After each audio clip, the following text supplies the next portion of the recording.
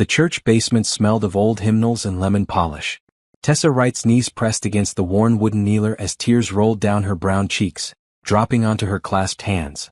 Her voice cracked as she whispered into the empty sanctuary, barely audible in the afternoon stillness. Please God. Please. I don't know what else to do. Bella's medicine costs $300 this month, and I'm already 2 months behind on rent. Mrs. Chun said she'll have to evict us next week if I don't pay. I've been working at the diner, cleaning offices at night, and doing weekend shifts at the grocery store, but it's not enough. It's never enough. She pressed her forehead against her hands, her shoulders shaking. The blue cotton dress she wore, faded from too many washes, bunched around her knees. Her sneakers, held together with superglue, squeaked slightly as she shifted her weight. I'm so tired. So tired I can barely think straight anymore. Yesterday I put the milk in the cabinet and the cereal in the fridge. Bella laughed, but I wanted to cry. She's 8 years old and she shouldn't have to see her mother falling apart.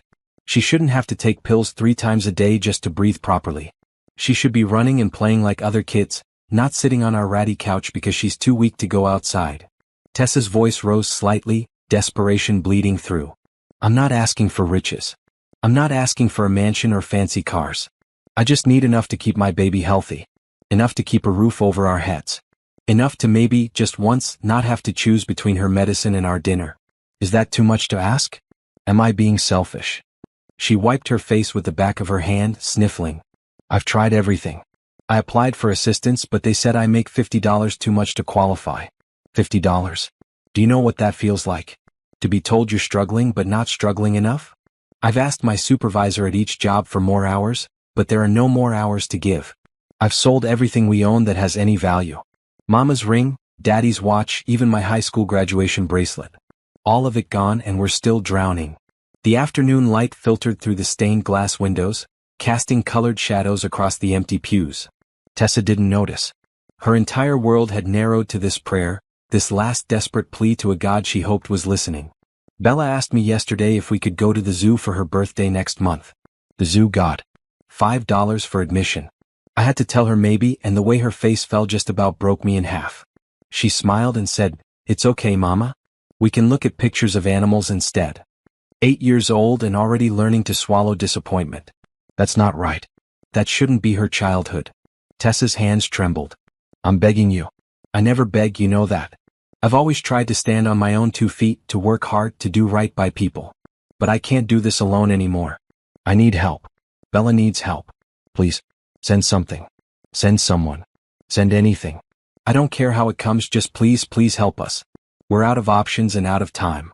She stayed there, forehead pressed to her hands, crying silently. The church remained quiet except for her soft sobs and the distant sound of traffic outside. She didn't hear the footsteps approaching from the back of the sanctuary. Raymond Cole had entered St. Michael's Church 15 minutes earlier, seeking refuge from a day of back-to-back board meetings and investor calls. At 42 he'd built a technology empire worth billions, but lately the success felt hollow. He ducked into the church on impulse, drawn by childhood memories of attending Sunday services with his late parents. He'd been sitting in the last pew, eyes closed, when he heard the woman's voice. At first he thought about leaving, giving her privacy. But something in her words held him there. The raw honesty. The pure desperation. The love for her daughter that poured through every syllable. Raymond stood slowly, his tall frame casting a long shadow. He wore a gray suit that cost more than most people's monthly rent, though he'd loosened his tie and unbuttoned his collar. His dark hair showed traces of silver at the temples. He walked quietly down the center aisle, his dress shoes nearly silent on the old carpet. "Excuse me," he said softly. Tessa's head snapped up, her eyes wide with shock and embarrassment. She scrambled to her feet, wiping frantically at her tear-stained face. "Oh my God, I'm so sorry. I didn't know anyone was here. I'll go. I'm sorry." "Please don't apologize," Raymond said, holding up a hand. "And please don't leave. I'm the one who should apologize for intruding on a private moment. I'm Raymond Cole." He extended his hand. Tessa stared at it for a moment before shaking it, her hand small in his. Her mind raced, trying to place the name. Raymond Cole. Why did that sound familiar? "I own Tech Vision Industries," Raymond continued, seeing her confusion. "But that doesn't matter right now. What matters is that I heard your prayer, and I'd like to help you if you'll let me." Tessa took a step back, shaking her head. No, I wasn't. I mean, I was praying, but I wasn't asking people for money. I would never. I'm not a charity case. I know you're not, Raymond said gently. But sometimes we all need help. I've been where you are. Different circumstances, but I know what it's like to feel desperate and alone. My parents died when I was 19 and I had nothing. I worked 3 jobs too, slept in my car sometimes. I remember that fear, that exhaustion. I remember praying in a church much like this one. He paused, his expression sincere. I'm not offering charity. I'm offering help. There's a difference. You clearly love your daughter more than anything in this world, and you've been fighting for her with everything you have. But you don't have to fight alone anymore. Let me help with Bella's medical expenses. Let me help with your rent. Let me give you both a chance to breathe. Tessa's eyes filled with fresh tears. Every instinct told her this couldn't be real. People didn't just walk into churches and offer to solve your problems. Billionaires didn't appear out of nowhere like angels in expensive suits. But she thought about Bella at home with their neighbor, Mrs. Johnson, probably watching cartoons on their ancient television. She thought about the eviction notice tucked in her purse. She thought about the pharmacy bill she couldn't pay. Why? She whispered. Why would you do this for someone you don't even know? Raymond smiled, and it transformed his face, making him look younger. Because someone helped me once when I needed it. An old man named George Patterson gave me a job when no one else would, let me sleep in his garage, fed me dinner every night. He told me, son, when you get on your feet, you help someone else get on theirs. George has been gone for 10 years now, but I've never forgotten what he taught me. So I'm asking you, Tessa, will you let me help you and Bella? Have you ever felt so desperate that pride becomes meaningless? That's where Tessa stood now, and we all face moments like these. What would you do in her position? Would you accept help from a stranger, or would fear hold you back? Drop a comment below with your thoughts, and don't forget to subscribe for the rest of Tessa and Raymond's incredible journey. Tessa looked up at the stained glass windows, at the colored light streaming through. She thought about her prayer just minutes ago, asking for help in any form. And here stood Raymond Cole, offering exactly what she'd asked for. Maybe this was the answer. Maybe this was grace wearing a gray suit. She met his eyes and saw nothing but genuine kindness. Okay, she said quietly. Okay. Thank you. Thank you so much. I don't even know how to thank you. Raymond pulled a business card from his wallet and wrote on the back. This is my personal cell phone number. I want you to call me tomorrow morning. We'll arrange everything. The medical bills, the rent, all of it. And I have a guest house on my property that's sitting empty. It's yours if you want it. 3 bedrooms, fully furnished. You and Bella can live there as long as you need. I can't take your house, Tessa protested weakly. It's just sitting there, Raymond said. Empty houses don't do anyone any good. Besides, it would make things easier. My company has excellent health insurance, and I can add you and Bella to the plan. There's a wonderful pediatric specialist, Dr. Angela Morrison, who I know personally. She can see Bella next week. Tessa felt dizzy. This morning she'd been drowning, and now someone was throwing her not just a rope but a complete life preserver. I don't understand why you're being so kind. Because kindness is the only thing that matters in the end, Raymond said simply. All the money in the world means nothing if you can't use it to help people. Now tell me about Bella. What does she love? What makes her smile? And there in that quiet church, as the afternoon sun painted rainbows across the walls, Tessa told him about her daughter. She told him about Bella's love for drawing, her collection of library books about animals, her dream of becoming a veterinarian someday. She told him about Bella's laugh, which sounded like wind chimes, and how she always shared half her sandwich with the stray cat that lived behind their apartment building. Raymond listened to every word, and for the first time in months, Tessa felt something she'd almost forgotten. She felt hope. The church bells chimed 4 o'clock, and Tessa realized she needed to get home to relieve Mrs. Johnson. Raymond walked her to the door, and before she left, he placed a gentle hand on her shoulder. Everything's going to be okay now, he said. I promise you. Call me tomorrow and we'll start making this right. Tessa nodded, unable to speak past the lump in her throat. She walked down the church steps into the bright afternoon, clutching his business card like a lifeline. Behind her, Raymond stood in the doorway watching her go. He'd walked into that church feeling lost and empty, questioning the purpose of his success. Now he felt something shift inside him, something he hadn't felt in years. He felt like he mattered again. Like his life had meaning beyond profit margins and stock prices. He thought about the woman's prayer, about the desperation in her voice, about the fierce love she had for her daughter. He thought about his own mother, who'd worked herself to exhaustion trying to provide for him and his sister after their father died. Thank you, George, he whispered to the memory of the man who'd saved him all those years ago. I finally understand what you meant. Helping someone else saves you too. Tessa practically ran the 6 blocks to her apartment, her heart lighter than it had been in months. She burst through the door of their tiny 1-bedroom unit to find Bella sitting at their small kitchen table, coloring carefully in a donated coloring book. Mama, Bella called, her voice bright despite the slight wheeze underneath. You're home. Look what I drew for you. Tessa scooped her daughter into her arms, holding her close. Bella's small body felt too thin, too fragile, but she hugged back with all her strength. It's beautiful, baby. It's so beautiful. And Mama has something to tell you. Something wonderful happened today. Mrs. Johnson, their elderly neighbor, gathered her things with a kind smile. She's been good as gold, like always. Had her medicine at 2 like you asked. Thank you, Mrs. Johnson. You're a blessing. Tessa saw the woman to the door, then turned to her daughter. She sat down at the table, pulling Bella onto her lap. Baby, I went to church today to pray and something amazing happened. She told Bella about meeting Raymond, about his offer to help them. She kept her language simple, not wanting to overwhelm her daughter, but she couldn't hide her excitement. Bella's eyes grew wider with each detail. So we won't have to leave our apartment? Bella asked. Better than that, Tessa said, smoothing her daughter's braids. We're going to move to a real house. With 3 bedrooms. You'll have your own room, baby. And Mr. Cole knows a doctor who can help you feel better. Bella wrapped her thin arms around Tessa's neck. Did God send him, Mama? Like an angel? Tessa felt tears prick her eyes again. Yeah, baby. I think maybe he did. That night, after Bella fell asleep in the double bed they shared, Tessa sat at the kitchen table and looked at Raymond's business card. She turned it over and over in her hands, still half convinced she'd imagined the whole thing. But the card was real, solid, proof that her prayer had been answered. She thought about tomorrow, about calling him, about starting a new life for her and Bella. Fear crept in at the edges. What if this was too good to be true? What if there were strings attached? What if Raymond changed his mind? But then she remembered his eyes, the sincerity in his voice, the way he'd listen when she talked about Bella.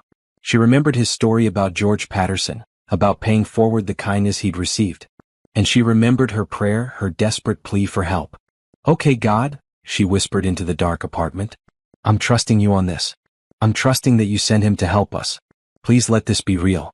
Please let this be the answer we've been waiting for. Outside, the city hummed with its usual nighttime symphony of sirens, traffic, and distant voices. But inside their small apartment, wrapped in warm blankets and new hope, Tessa and Bella slept peacefully for the first time in months. Tomorrow would bring changes, big ones, but tonight they could rest knowing that help had finally arrived. Raymond Cole sat in his penthouse apartment across the city, unable to sleep. He kept thinking about Tessa's prayer, about her daughter Bella, about the way Tessa's face had transformed when she talked about her child. He'd made millions of dollars in deals, had shaken hands with presidents and celebrities, had been featured on magazine covers and news programs. But none of that had ever made him feel the way he felt now. He felt useful. He felt needed. He felt human again in a way his wealth had somehow stripped from him over the years. Tomorrow he'd call his assistant and arrange everything. The guest house, the medical appointments, the financial transfers. He'd move mountains if he had to because for the first time in a long time, he'd found something worth moving them for. 2 strangers had met in a church, one praying for a miracle, one searching for meaning. Neither knew it yet, but their lives had just changed forever. Tessa's hands shook as she dialed the number on Raymond's card. It was 8 in the morning and Bella was still sleeping, exhausted from a rough night of coughing. Tessa had been awake since 5, pacing the small kitchen, convincing herself to make the call. The phone rang twice before a warm voice answered. This is Raymond. Mr. Cole? This is Tessa Wright. We met yesterday at the church. She twisted the phone cord around her finger. I hope I'm not calling too early. Tessa, good morning. And please call me Raymond. You're not calling too early at all. I've been up since 6 hoping you'd call. How's Bella? The genuine concern in his voice made Tessa relax slightly. She had a hard night, but she's sleeping now.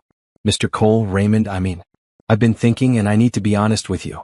I'm grateful, so grateful for your offer, but I'm scared.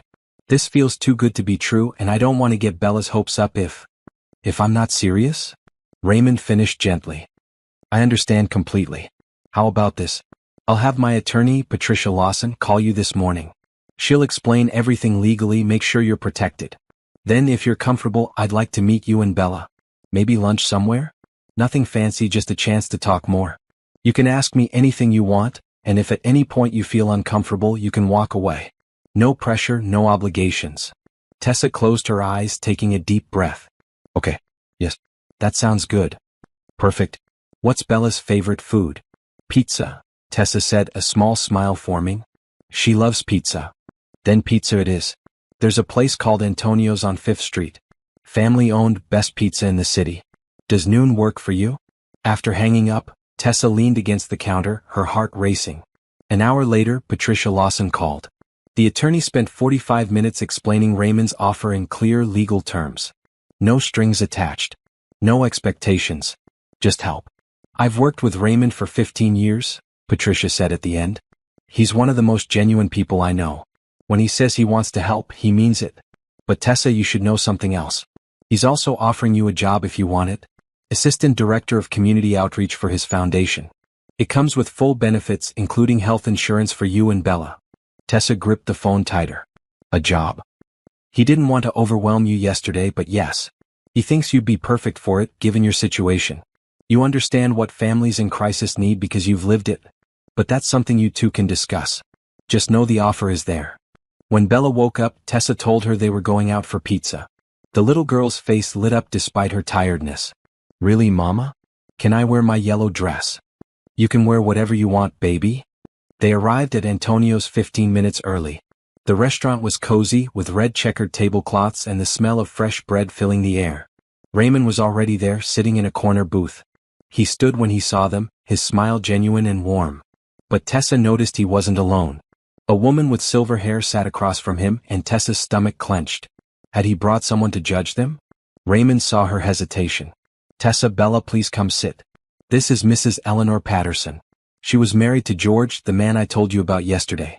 She's like family to me, and I asked her to come because I thought having another woman here might make this easier.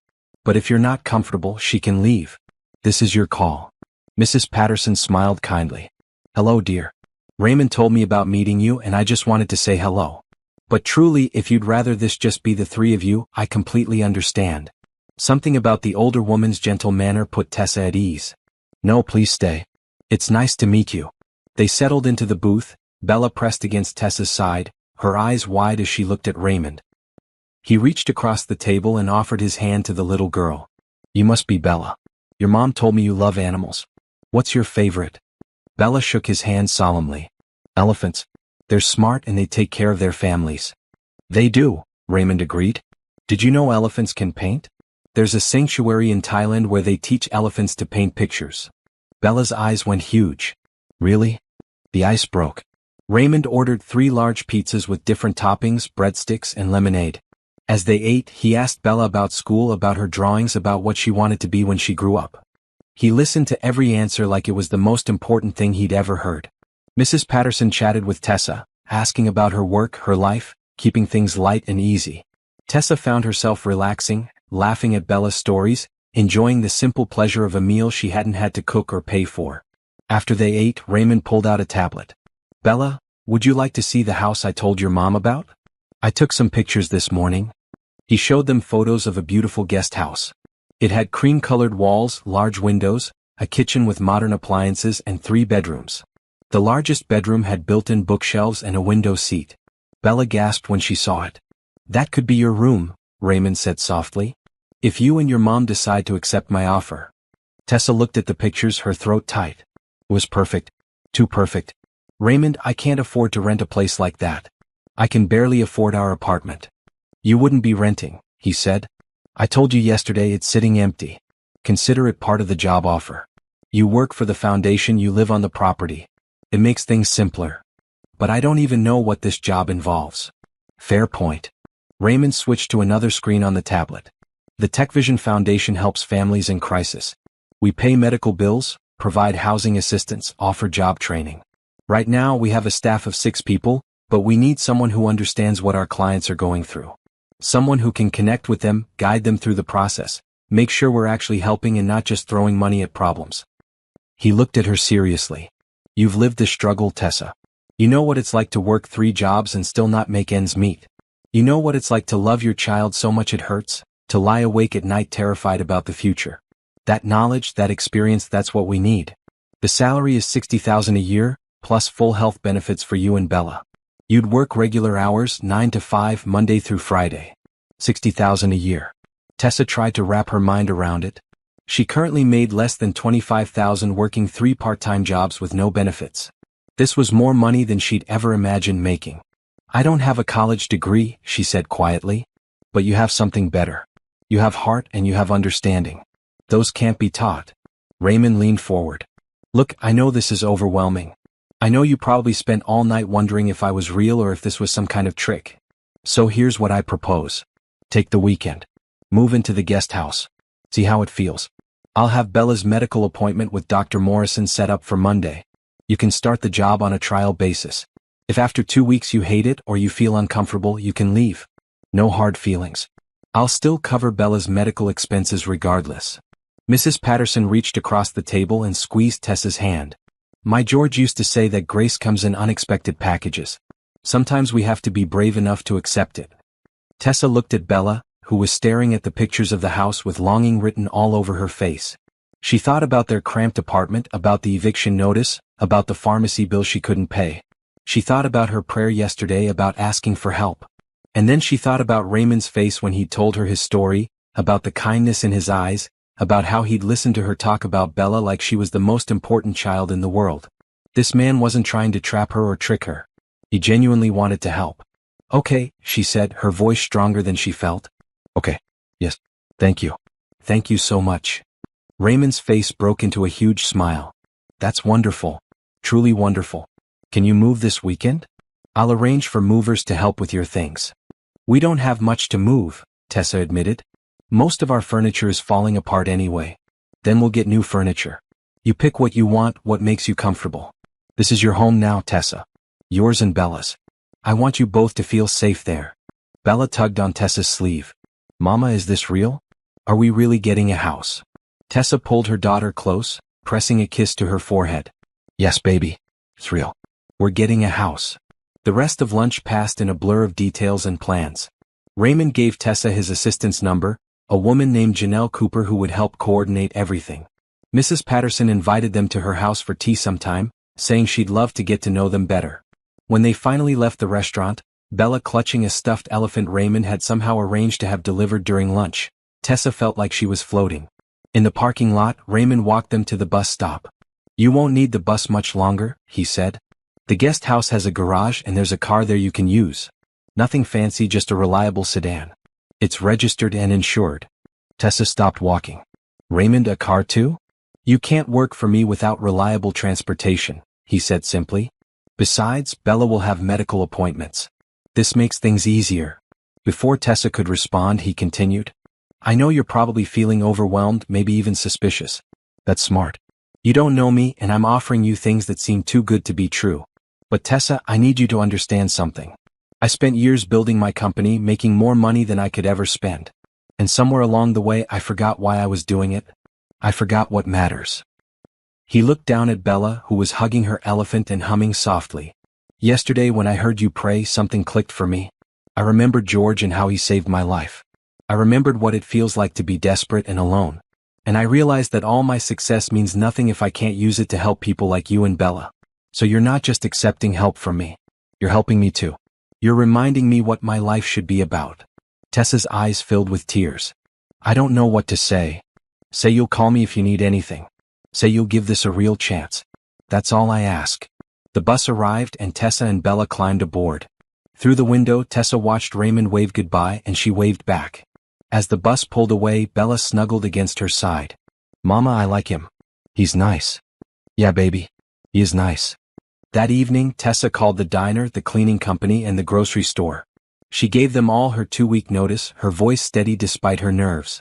Then she called her landlord, Mrs. Chin, and explained the situation. The older woman was thrilled for her. You deserve good things, Tessa, Mrs. Chin said. You're a good mother and a good person. I'm happy someone finally recognized that. On Saturday morning, a moving truck arrived at their apartment. 2 friendly movers packed up their belongings, which fit into just a few boxes. By noon, they were driving across the city to Raymond's property. The estate was beautiful, with rolling green lawns, flowering gardens, and tall oak trees. The guest house sat about 100 yards from the main house, giving them privacy while still being close. It was even more beautiful in person than in the pictures. Mrs. Patterson was waiting for them, along with Janelle Cooper, Raymond's assistant. The women helped them unpack and settle in. The house came fully furnished with comfortable, quality pieces. The kitchen had a full refrigerator and pantry. The bathrooms had fresh towels and toiletries. Everything they could possibly need was already there. Bella ran from room to room, her laughter echoing through the house. In her new bedroom, she spun in circles, arms outstretched. "Mama, look, I have a real bed. And bookshelves. And a window seat where I can read." Tessa stood in the doorway watching her daughter's joy and started crying. Mrs. Patterson appeared beside her, wrapping an arm around her shoulders. "Let it out, dear. Happy tears are good for the soul." "I keep thinking I'm going to wake up," Tessa whispered. "That this is all a dream." "It's not a dream. It's real. And you deserve it." Mrs. Patterson squeezed her gently.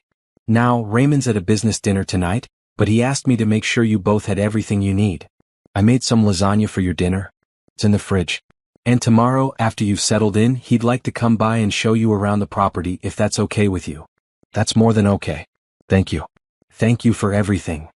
That night, after Bella fell asleep in her new bed, Tessa walked through the quiet house. She ran her hand along the kitchen counters, looked out the large windows at the moonlit garden, sat in the comfortable living room chair. This was her home now. Hers and Bella's. Safe, warm, beautiful. She thought about Raymond, about his kindness, about the way he'd looked at Bella with such genuine interest. She thought about his story of George Patterson, about how one person's kindness had changed his entire life. And now he was doing the same for her family. "Thank you," she whispered to the empty room, to God, to Raymond, to whatever force had brought them together. "Thank you for hearing my prayer. Thank you for sending him to us. I promise I'll make the most of this chance. I promise I'll pay it forward someday just like he's doing now." Outside, the night was peaceful. Stars dotted the sky, and a gentle breeze rustled the trees. Tomorrow would bring new beginnings, new challenges, new opportunities. But tonight, for the first time in years, Tessa fell asleep without fear, without worry, without the weight of impossible choices crushing her chest. She fell asleep with hope. Sunday morning arrived with golden sunlight streaming through the bedroom windows. Tessa woke slowly, momentarily confused by the soft mattress and the absence of traffic noise. Then she remembered. They were in the guest house. This was their home now. She found Bella already awake, sitting at the window seat in her bedroom, looking out at the gardens. The morning light caught her daughter's face, and Tessa noticed something different. Bella looked peaceful. Not just happy, but truly at ease in a way Tessa hadn't seen in months. "Good morning, baby. How'd you sleep?" "So good, Mama. I didn't cough as much. And my bed is so comfortable. It's like sleeping on a cloud." They made breakfast together in the spacious kitchen, scrambling eggs and making toast. Everything felt easier here. The stove worked perfectly, all 4 burners heating evenly. The refrigerator hummed quietly instead of rattling like their old one. Even the water from the tap tasted cleaner. At 10 o'clock, the doorbell rang. Tessa opened it to find Raymond standing there in casual clothes, navy pants and a green polo shirt, so different from the suit he'd worn in the church. He held a potted plant with purple flowers. "Good morning. I brought you a housewarming gift. These are African violets. They're hardy and bloom year-round. I thought they'd look nice in your kitchen window." Tessa accepted the plant, touched by the gesture. "Thank you. Come in, please." Raymond stepped inside, and Bella ran up to greet him, still in her pajamas. "Mr. Cole, Mama made eggs. Do you want some?"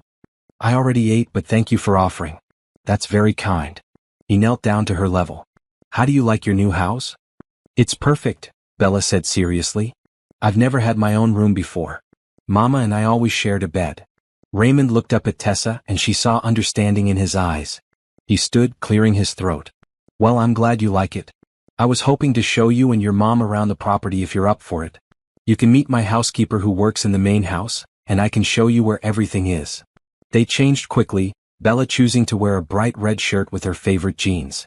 As they walked across the lawn toward the main house, Raymond pointed out features of the property. The vegetable garden that his gardener, Frank Martinez, maintained. The small pond with goldfish. The walking trails that wound through the trees. "You're welcome to use any of this," he said. "The property is big enough that we won't be in each other's way.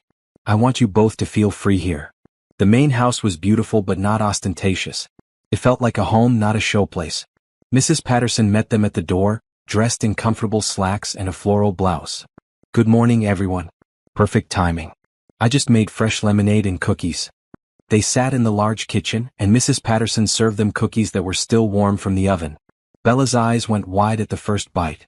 "These are the best cookies I've ever had. I'll have to teach you how to make them sometime," Mrs. Patterson said, winking. "Every girl should know how to bake good cookies." Raymond pulled out a folder from the counter. "Tessa, I wanted to go over some practical things. The car in your garage is a 2-year-old Honda. The keys are hanging by your front door. It's fully insured and maintained. If anything goes wrong with it, just let me know." He slid some papers across the table. "These are for you to sign when you're ready. Employment contract, insurance enrollment forms, direct deposit information. Janelle will help you with all of it tomorrow. Your first paycheck will be at the end of this month." Tessa looked at the papers, her heart racing. This was really happening. "When do I start work?" "Wednesday, if that works for you. That gives you tomorrow for Bella's doctor appointment, and Tuesday to get settled. I'll be there Wednesday to introduce you to the team and show you around the office." He pulled out another paper. "And this is Dr. Morrison's information. Her office called me yesterday. They have an opening tomorrow at 2 in the afternoon. She's one of the best pediatric specialists in the state. She'll do a full evaluation on Bella and develop a treatment plan." Bella, who had been eating her third cookie, looked up nervously. "Will it hurt?" Raymond shook his head. "Dr. Morrison is really gentle. And she has a dog named Cooper who stays in her office. He's a therapy dog. You'll get to pet him." "A dog?" Bella's face brightened immediately. "A golden retriever. He's very friendly." After they finished their lemonade, Raymond showed them the rest of the property. The garage held several cars, including a sleek black sports car that made Bella gasp. "That's so cool." "It is pretty fun to drive," Raymond admitted. "Maybe when you're older, I'll teach you how to drive a stick shift." They walked past the swimming pool, covered now in early spring, and the tennis court. Raymond explained that Frank, the gardener, lived in a small apartment over the garage and had been with him for 5 years. "He's a good guy. Quiet but kind. His wife Rosa works downtown as a teacher." Back at the guest house, Raymond hesitated at the door. "I know this is all happening fast. If you need anything day or night, you have my number. Don't hesitate to call." "I mean that." "Raymond," Tessa said softly. "Thank you doesn't feel like enough. You've given us so much." "You're giving me something too," he replied. "You're reminding me what matters. That's worth more than you know." After he left, Tessa spent the afternoon helping Bella organize her room. They arranged her library books on the shelves, hung up her clothes in the spacious closet, and set up her art supplies on the desk by the window. Bella drew picture after picture, her hand moving confidently across the paper. "Mama, I want to draw something for Mr. Cole. To say thank you. I think he'd love that, baby." That evening they ate the lasagna Mrs. Patterson had left for them. It was delicious, rich with cheese and herbs. After dinner, they sat on the front porch of the guest house, watching the sun set over the gardens. Bella curled up against Tessa's side, the stuffed elephant tucked under her arm. "Mama, is Mr. Cole married?" The question caught Tessa off guard. "I don't think so." "Why?" "Because he seems lonely sometimes. Like when he smiles, his eyes are still sad." Tessa hugged her daughter closer, amazed as always by her perception. "You're right, baby. He does seem a little lonely. But I think maybe we can help with that. We can be his friends." "I like that idea," Bella said, yawning. "He's nice. And he listens when I talk. Not like some grown-ups who pretend to listen but really don't." Later, after Bella was asleep, Tessa sat at the kitchen table with the employment papers spread out before her. She read every word carefully, still half expecting to find some catch, some hidden clause that would make this all make sense. But there was nothing. Just a straightforward job offer with a generous salary and excellent benefits. She signed the papers with a steady hand, then pulled out her phone. She sent Raymond a text message. "Thank you again for today. Bella is so happy. I signed the papers. I won't let you down." His response came quickly. "You couldn't let me down if you tried. Sleep well. Big day tomorrow with Dr. Morrison." Tessa set the phone down and walked to Bella's room. She stood in the doorway watching her daughter sleep in a real bed in a safe house, with proper medical care scheduled for tomorrow. She thought about where they'd been just 3 days ago. Desperate, frightened, out of options. And now look at them. Living in a beautiful home with stable jobs with hope for the future. All because she'd walked into a church and prayed, and a kind man had been there to hear her. I won't waste this chance, she promised quietly. I'll work hard. I'll make you proud, Raymond. And someday somehow I'll find a way to pay this forward. The next morning, Tessa dressed carefully for the doctor's appointment. She chose a simple purple dress, one of the few nice things she owned. Bella wore her yellow dress, the one she'd wanted to wear to meet Raymond at the restaurant. They arrived at Dr. Morrison's office 15 minutes early. The waiting room was painted in cheerful colors, with toys and books scattered around for children. True to Raymond's word, a golden retriever dozed in a corner, his tail thumping when Bella approached. Can I pet him? Bella asked the receptionist. Of course, honey. That's Cooper. He loves kids. Bella sat on the floor next to Cooper, stroking his soft fur and giggling when he licked her hand. Tessa watched, her heart full. When was the last time Bella had been able to play with a dog? When was the last time she giggled like that?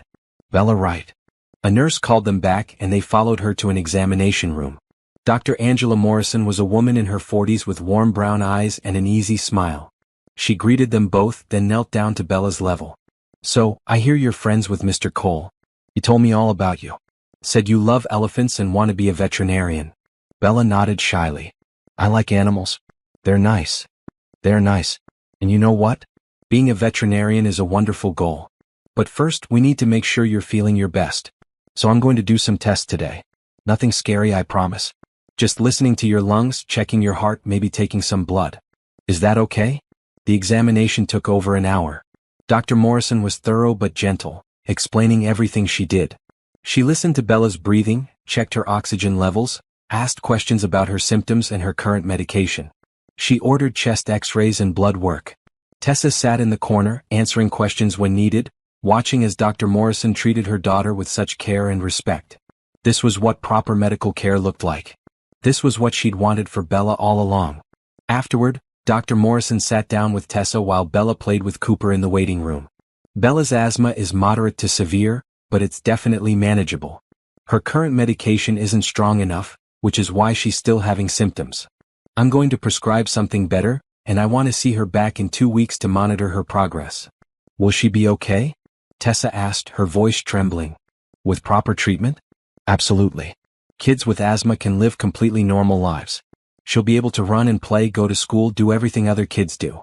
We just need to get her on the right medication and keep monitoring her. Dr. Morrison smiled. Raymond mentioned you've been struggling to afford her care.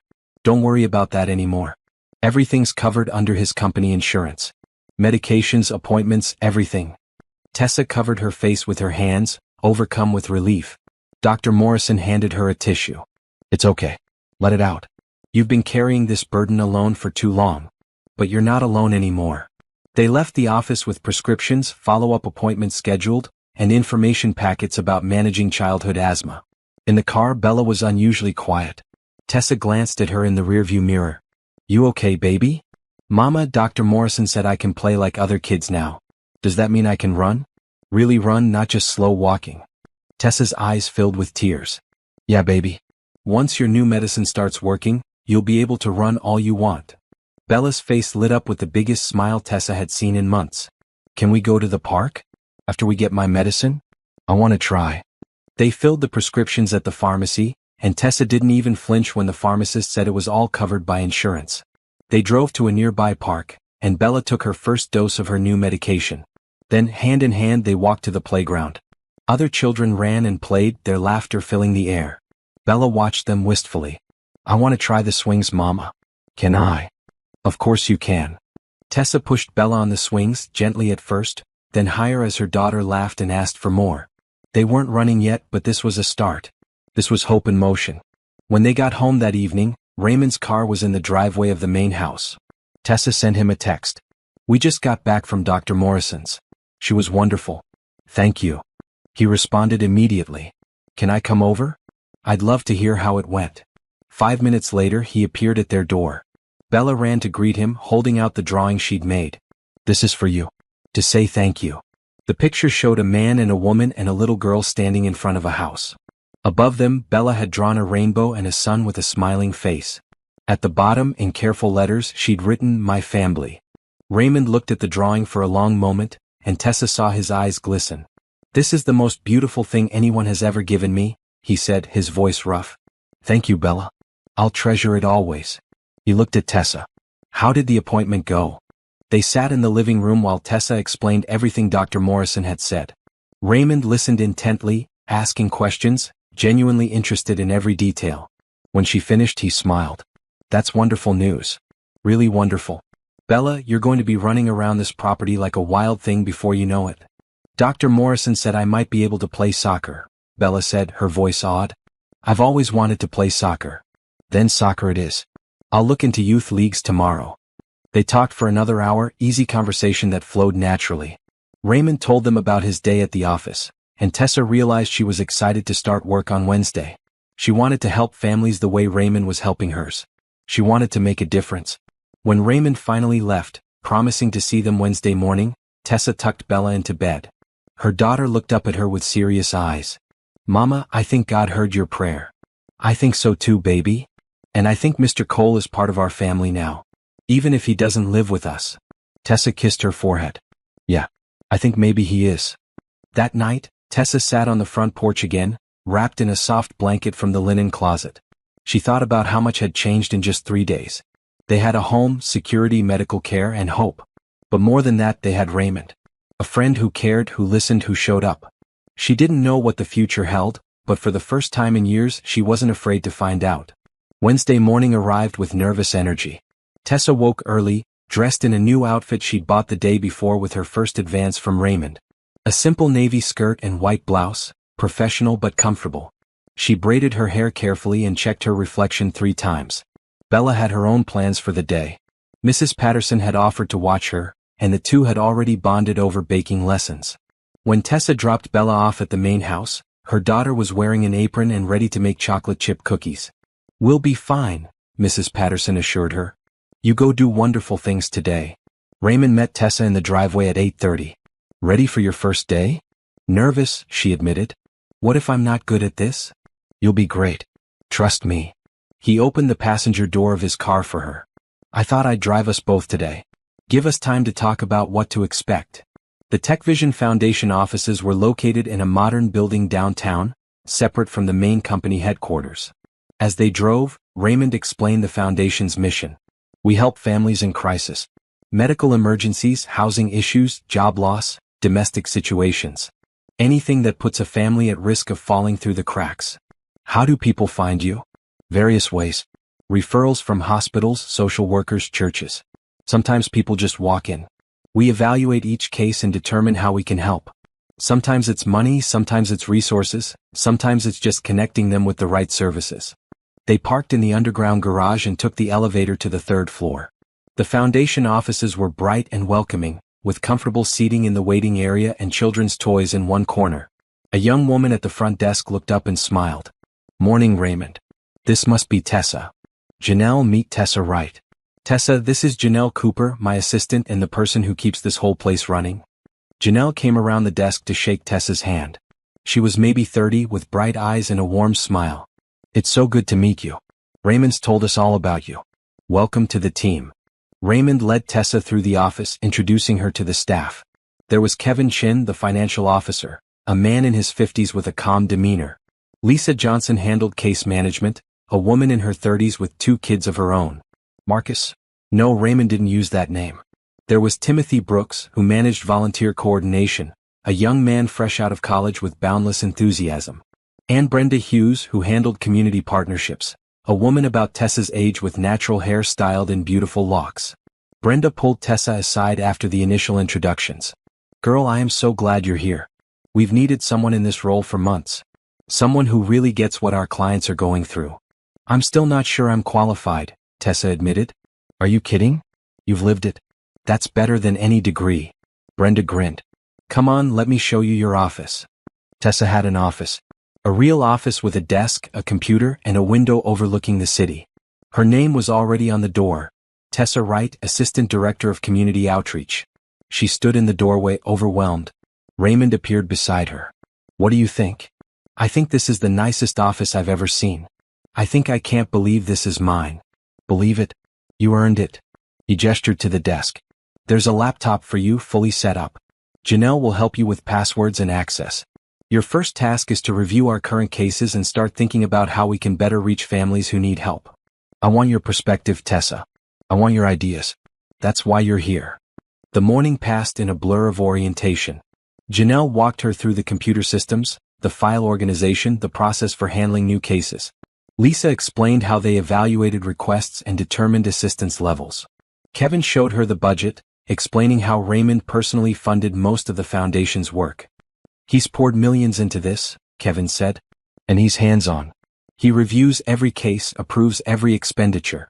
This isn't just a tax write-off for him. He really cares. At lunch, the team gathered in the break room. Someone had ordered sandwiches and salads. They sat around the large table and the conversation flowed easily. They asked Tessa about Bella, about her interests, about her ideas for the foundation. No one made her feel like the new person. They made her feel like she belonged. So what made you want to work here? Timothy asked. Tessa glanced at Raymond, who nodded encouragingly. She took a breath. Because I know what it's like to need help. To work yourself to the bone and still not have enough. To love your child so much it hurts and feel helpless to give them what they need. Raymond gave me and my daughter a chance when we were out of options. Now I want to help other families get that same chance. The room was quiet for a moment, then Brenda reached over and squeezed her hand. That's exactly why you're perfect for this job. After lunch, Raymond took Tessa to meet some of their current clients. First was a young couple, James and Nicole Porter, who were staying in temporary housing while waiting for their apartment to be ready. Their baby had been born premature, and the medical bills had wiped out their savings. The foundation paid for 3 months of housing and covered our baby's medical expenses, Nicole explained, her voice shaking with gratitude. We would have been homeless without them. Now James has a new job, I'm going back to work next month, and we'll be able to stand on our own again. They didn't just give us money. They gave us time to recover and rebuild. Next they visited a community center where the foundation had sponsored a job training program. Tessa met men and women learning new skills, getting certified, finding hope. One woman, Gloria Patterson. No, Raymond wouldn't use that name again. One woman, Carol Stevens, pulled Tessa aside. I was working minimum wage with no benefits. 2 kids, no child support, drowning in debt. The foundation paid for me to get my medical coding certification. Now I have a real job with real benefits. I can support my kids. I can breathe. She gripped Tessa's hand. Don't ever think this work doesn't matter. It changes lives.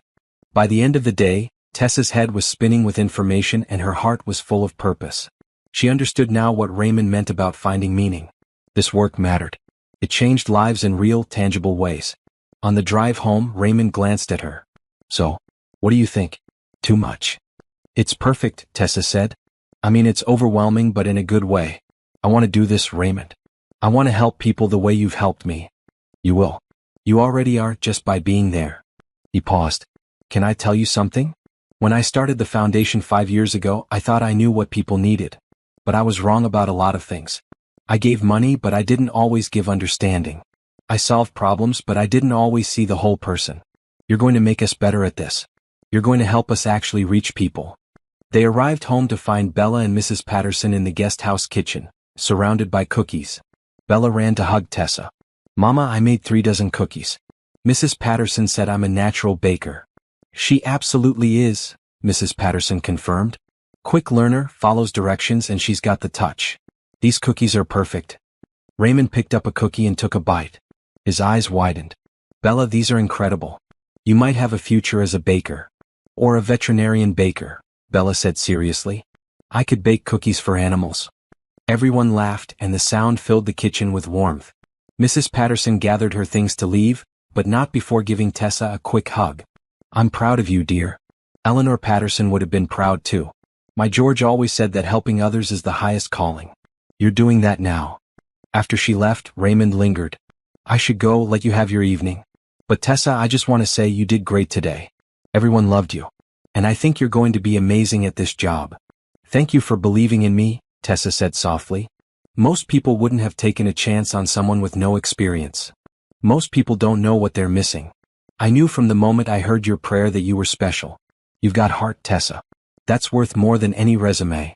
After dinner, while Bella did homework at the kitchen table, Tessa reviewed the files she'd brought home. She read case after case of families in crisis. Single parents working multiple jobs. Families facing medical emergencies. People who'd lost jobs through no fault of their own. Each story resonated with her because she'd lived it. She understood their fear, their exhaustion, their desperate hope. She started making notes, ideas for how the foundation could reach more people. Maybe partner with schools to identify struggling families. Maybe set up information sessions at community centers. Maybe create a hotline so people could call for help anonymously before their situations became dire. Around 9, her phone buzzed with a text from Raymond. "How's your first day settling in?" She smiled and typed back. "I'm already making plans. Lots of ideas. Thank you again for this opportunity.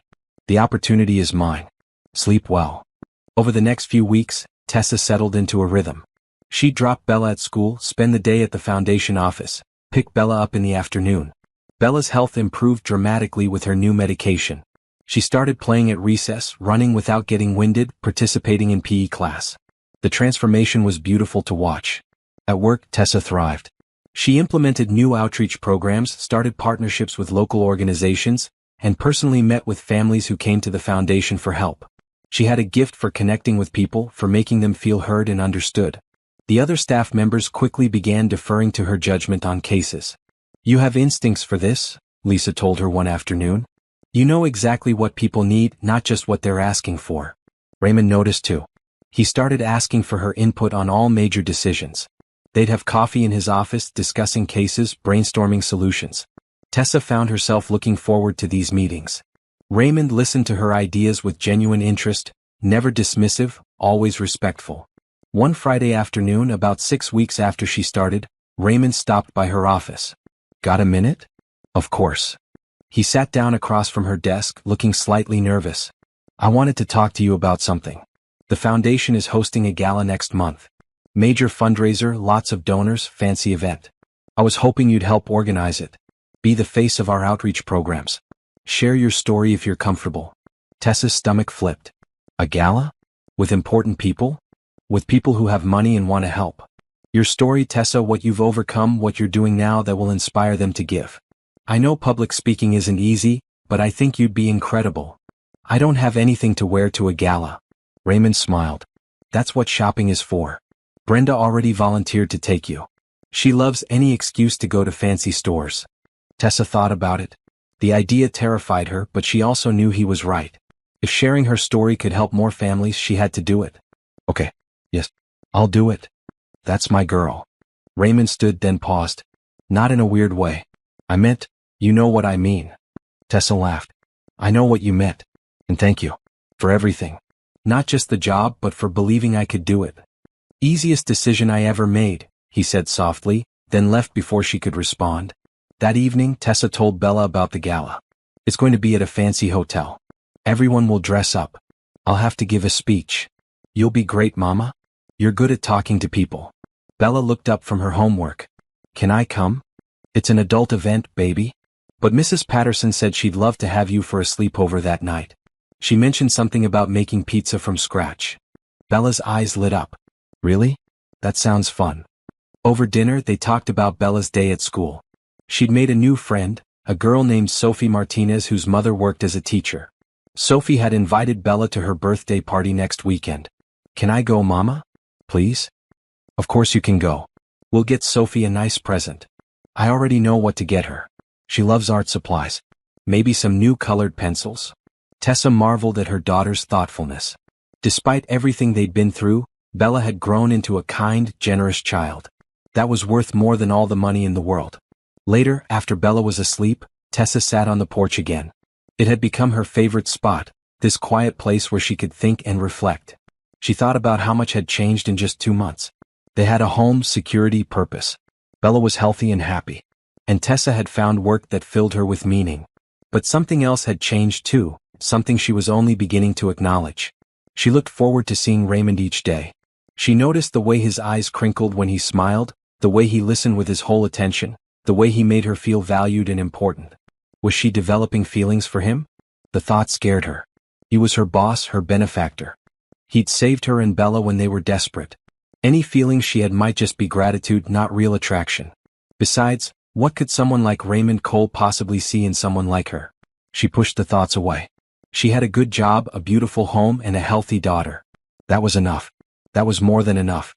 She didn't need to complicate things with feelings that probably weren't even real. But as she looked up at the stars, she couldn't help but remember the way Raymond had looked at Bella's drawing, the emotion in his eyes when he'd said it was the most beautiful gift anyone had ever given him. She remembered how he'd said she was making him better, helping him remember what mattered. Maybe, just maybe, they were helping each other find their way. What would you do if someone changed your entire life the way Raymond changed Tessa's?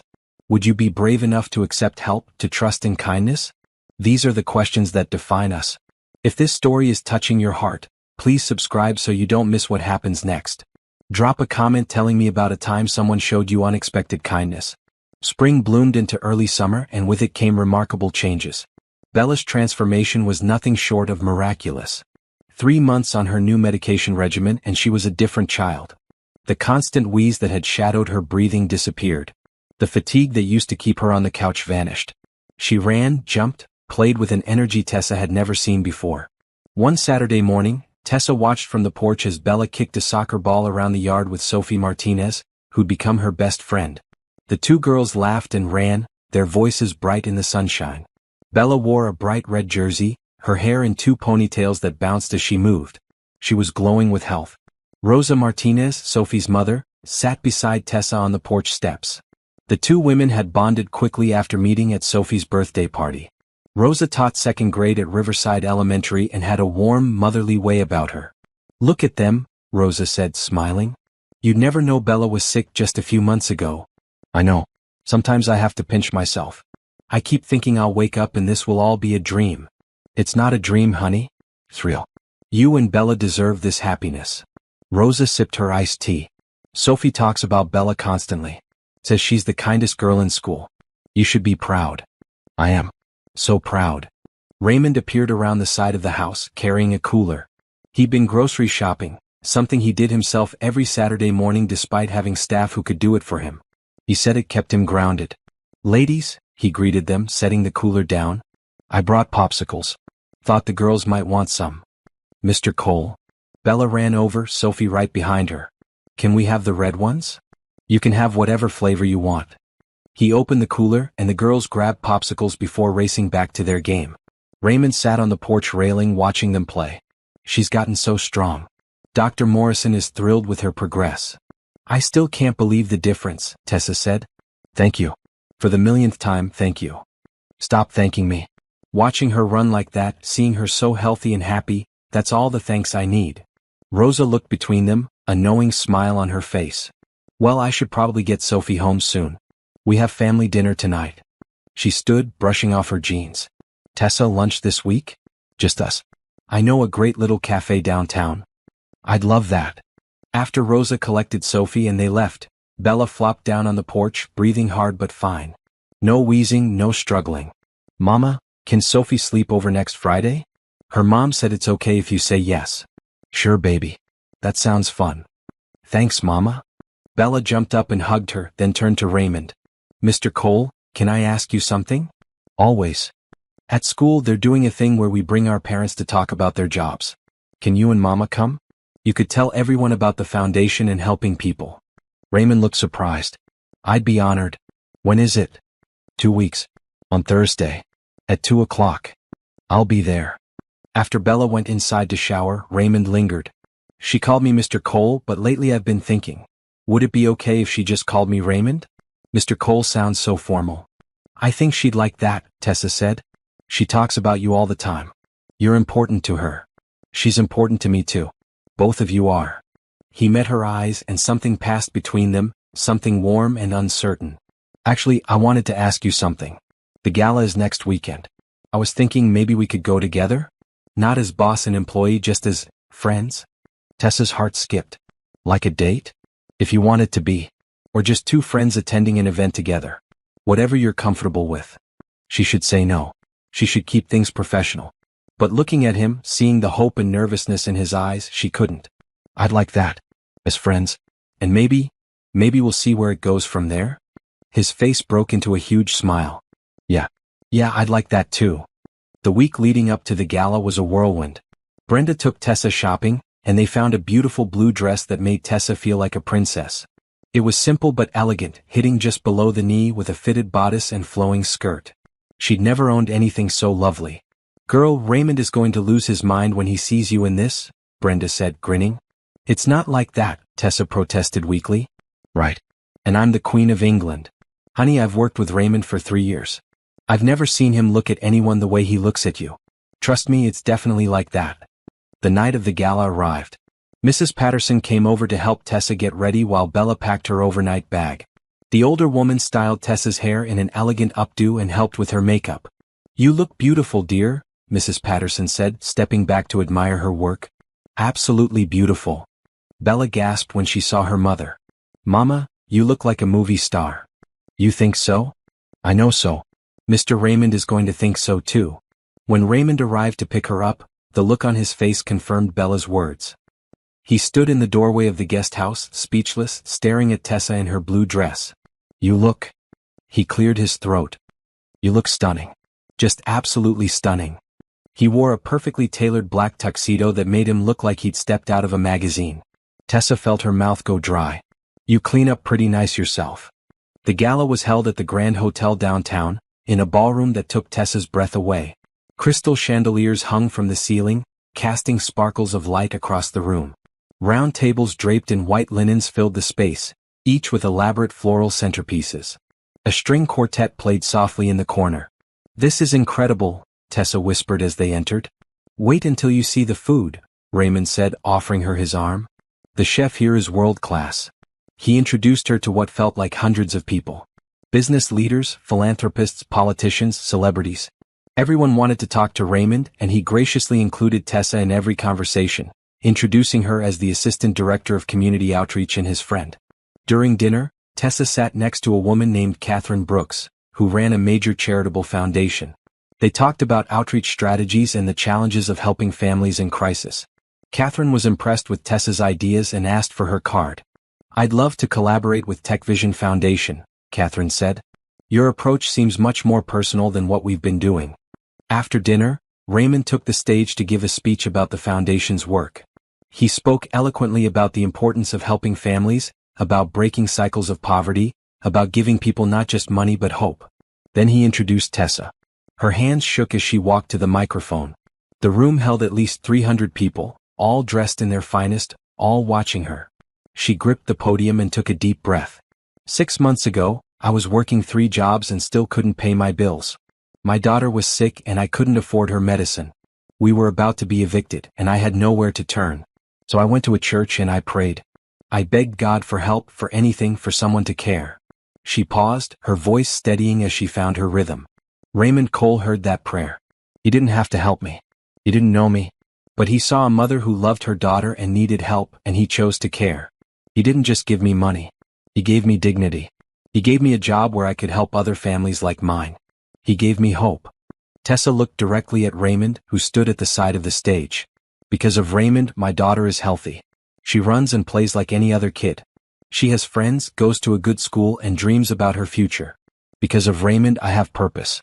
I get to help other families find their way out of crisis. I get to be part of something bigger than myself. She turned back to the audience. The money you donate tonight won't just help people pay bills.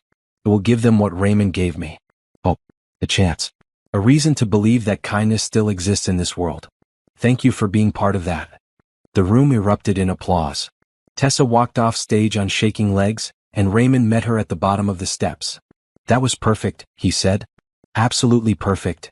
The rest of the evening passed in a blur. People kept approaching Tessa, telling her how moved they were by her story, asking how they could help.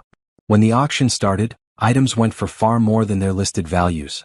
By the end of the night, the foundation had raised over $5 million. That's double what we raised last year, Janelle whispered to Tessa. Your speech made the difference. Around 11, the crowd began to thin. Raymond led Tessa outside to a terrace overlooking the city. The night air was warm and lights sparkled below them. You were amazing tonight, Raymond said. The way you told your story, the way you connected with people. You're a natural. I just told the truth. That's what made it powerful. He turned to face her, his expression serious. Tessa, can I be honest with you about something? Her heart raced. Of course. When I heard your prayer that day in the church, I thought I was helping you. But the truth is, you saved me.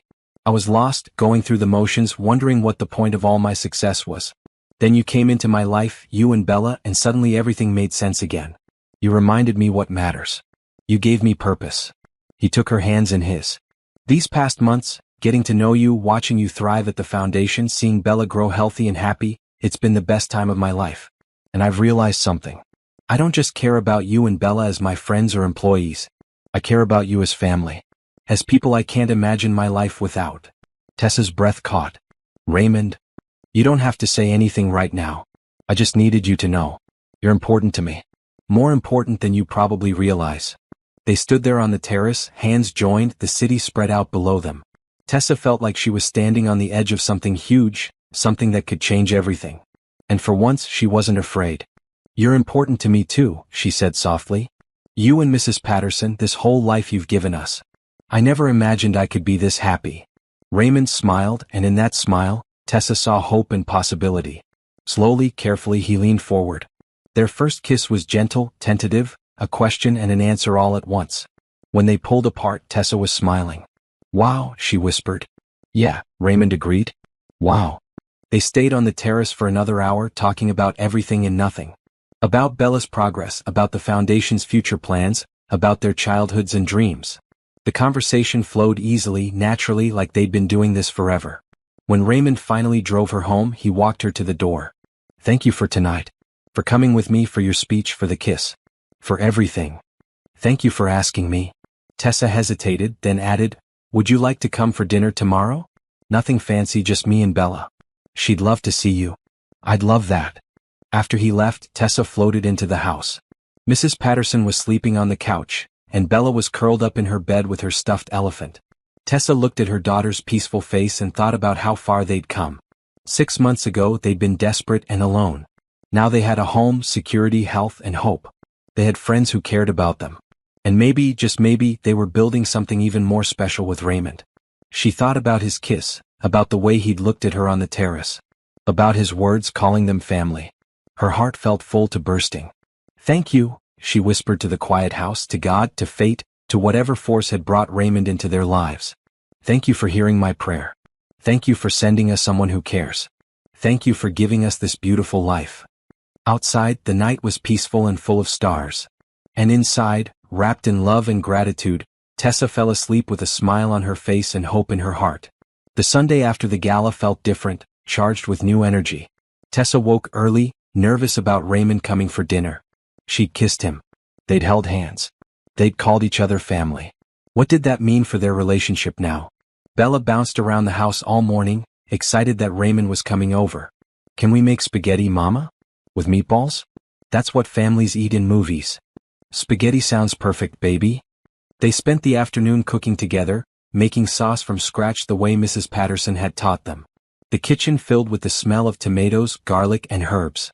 Bella carefully rolled meatballs while Tessa chopped vegetables for a salad. Raymond arrived at 6, carrying a bouquet of sunflowers and a board game. The flowers are for you, he said to Tessa. And the game is for all of us. Thought we could play after dinner? Sunflowers are my favorite, Tessa said, surprised he'd remembered. She'd mentioned it once weeks ago. I know. Dinner was comfortable and warm. They sat at the small dining table, passing dishes, laughing at Bella's stories about school. Raymond told them about his week, about a new program the foundation was launching. The conversation flowed easily, naturally, like they'd been doing this for years instead of months. After dinner, they played the board game Raymond had brought. It was a cooperative game where everyone worked together to solve puzzles. Bella loved it, her competitive spirit balanced by the teamwork required. When they finally won, she jumped up and cheered, high-fiving both adults. We make a good team, Raymond said, looking at Tessa over Bella's head. Yeah, we do. After Bella went to bed, Tessa and Raymond sat on the porch. The night was warm, fireflies blinking in the darkness. They sat close together on the porch swing, shoulders touching. I've been thinking about last night, Raymond said quietly. About what I said on the terrace. I meant every word, Tessa. You and Bella have become so important to me. You're important to us too. Tessa took a breath. But Raymond, I need to be honest. I'm scared. You're my boss, my benefactor. You've given us so much. What if I mess this up? What if my feelings aren't real, just gratitude mixed up with attraction? What if I ruin everything we've built? Those are valid fears, Raymond said. I've had them too. What if you feel obligated to return my feelings because I helped you? What if I'm taking advantage of a power imbalance? But Tessa, I've thought about this a lot. My feelings for you, they're not about being your boss or your benefactor. They're about you. Your strength, your kindness, your laugh, the way you light up when you talk about Bella. The way you care about the families we help at the foundation. That's what I've fallen for. He turned to face her. But I understand your fears. So here's what I propose. We take this slow. Really slow. We keep getting to know each other as people, not as boss and employee or benefactor and recipient. We go on dates, we spend time together, we see where this goes. And if at any point you want to stop, we stop. No pressure, no expectations, no impact on your job or your housing. I promise. Tessa felt relief wash over her. Slow sounds good. Really good. Good. Raymond smiled. So, Tessa, right, would you like to go on a real date with me? Maybe next Friday? Dinner and a movie like normal people? I'd love that. Over the next few weeks, they settled into a new rhythm. Raymond came over for dinner twice a week. They went on dates, simple ones at first. Dinner at casual restaurants. Movies at the local theater. Walks through the park with Bella. Each date felt natural, easy, right? At work, they maintained professionalism. They didn't hold hands in the office or talk about their personal relationship. But after hours, when it was just the two of them, they'd talk for hours about everything. Raymond told her about his childhood, about losing his parents, about building his company from nothing. He shared his dreams and fears, his regrets and hopes. Tessa shared her story too. Growing up with loving but struggling parents who'd passed away before Bella was born. Her pregnancy at 19, unmarried and alone when her boyfriend abandoned her. The years of working multiple jobs, of sacrifice, of loving Bella so fiercely it sometimes hurt. She'd never talked so openly with anyone before, but with Raymond it felt safe. One evening, about a month after the gala, they sat in Raymond's library in the main house. Floor-to-ceiling bookshelves lined the walls, and a fire crackled in the fireplace despite the warm weather outside. Raymond poured them both wine and settled beside her on the leather couch. Can I ask you something personal? Tessa said. Always. You've never married, never had kids of your own. Why not? Raymond was quiet for a moment, swirling his wine. Honestly, I never found the right person. I dated over the years, but it always felt hollow. The women I met through my business circles, they liked my money, my status, what I could do for them. They didn't really see me. And I was so focused on building the company, I convinced myself I didn't need a family. He looked at her. Then I heard your prayer in that church and everything shifted. Meeting you and Bella, seeing what real love looks like, what a real family is, it made me realize what I'd been missing. You showed me that success means nothing if you don't have people to share it with. You could have anyone, Raymond. Beautiful, educated, sophisticated women. Why me? I'm a single mother with no degree, no money, no connections. You're also the strongest, kindest, most genuine person I've ever met. He set down his wine and took her hands. You fought for your daughter with everything you had. You never gave up, never stopped trying even when you had nothing left. That strength, that love, that's real. That's what I want in my life. I'm falling for you, Tessa admitted, her voice barely a whisper. Really falling. And it terrifies me. Why does it terrify you? Because I'm not used to good things lasting. I'm not used to feeling safe. And because if I lose this, if I lose you, I don't know if I could handle it. Raymond pulled her close, wrapping his arms around her. You're not going to lose me. I'm not going anywhere. I promise. They stayed like that for a long time, holding each other, the fire crackling beside them. When Tessa finally pulled back, Raymond was looking at her with such tenderness it made her heart ache. Stay, he said softly. Not forever, not tonight. But stay here in this moment with me. Let's not worry about the future or the past. Let's just be. So they stayed. They talked until midnight, then walked hand in hand back to the guest house. At her door, Raymond kissed her goodnight, a longer, deeper kiss than their first. When they finally pulled apart, both were breathless. Good night, Tessa. Sweet dreams. Good night, Raymond. The next day at work, Brenda pulled Tessa aside during lunch. Okay, Spill. You and Raymond. What's happening? Tessa blushed. We're dating. Taking it slow, but we're dating. Finally. Brenda grinned. Girl, we've all been waiting for this. You two are perfect together. The way he looks at you, the way you light up when he walks in the room.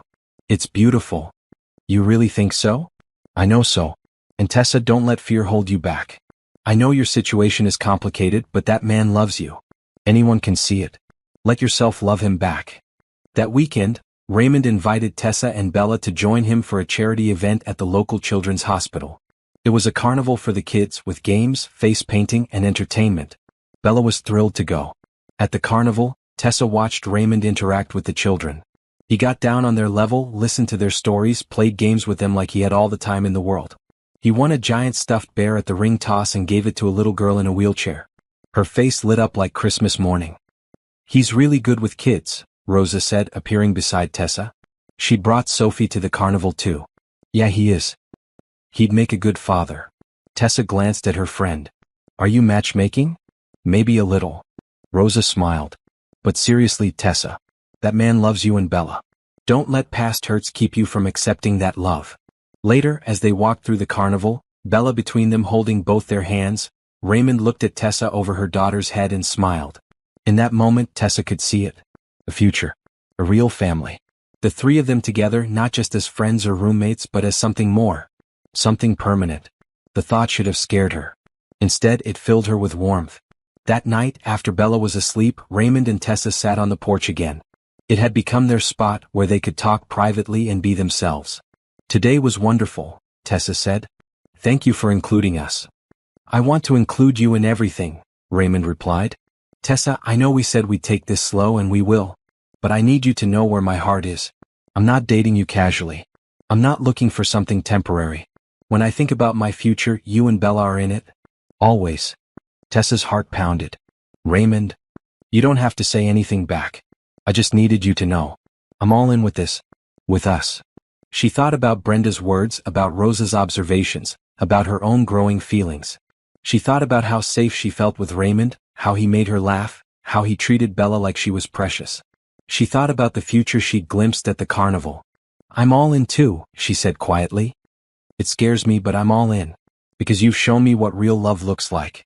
Not just romantic love, but caring about someone beyond yourself. Showing up. Being present. That's what you do every day." Raymond's smile was brilliant. He pulled her close and kissed her, soft and sweet and full of promise. When they broke apart, Tessa rested her head on his shoulder, and they sat together watching fireflies dance in the darkness. Inside the guest house, Bella slept peacefully, surrounded by stuffed animals and books and all the security that love provides. And out on the porch, two people who'd found each other in the most unlikely way sat together, building something beautiful from the ashes of answered prayers. The future stretched out before them, unknown but full of possibility. And for the first time in her life, Tessa wasn't afraid of what might come. Because she wasn't facing it alone. She had Raymond. She had Bella. She had a family not built by blood but by choice and love and showing up every day. And that was everything. 3 months after their first kiss, summer had settled into a comfortable warmth. Tessa's life had transformed so completely that sometimes she still had to pinch herself. She'd been promoted to Director of Community Outreach after her outstanding work developing new programs. Bella was thriving in summer camp, making friends and exploring her love of animals through the camp's nature activities. And Raymond. Her relationship with Raymond had deepened in ways that made her heart full. They'd found a rhythm that worked, balancing professional boundaries at work with growing intimacy in their personal lives.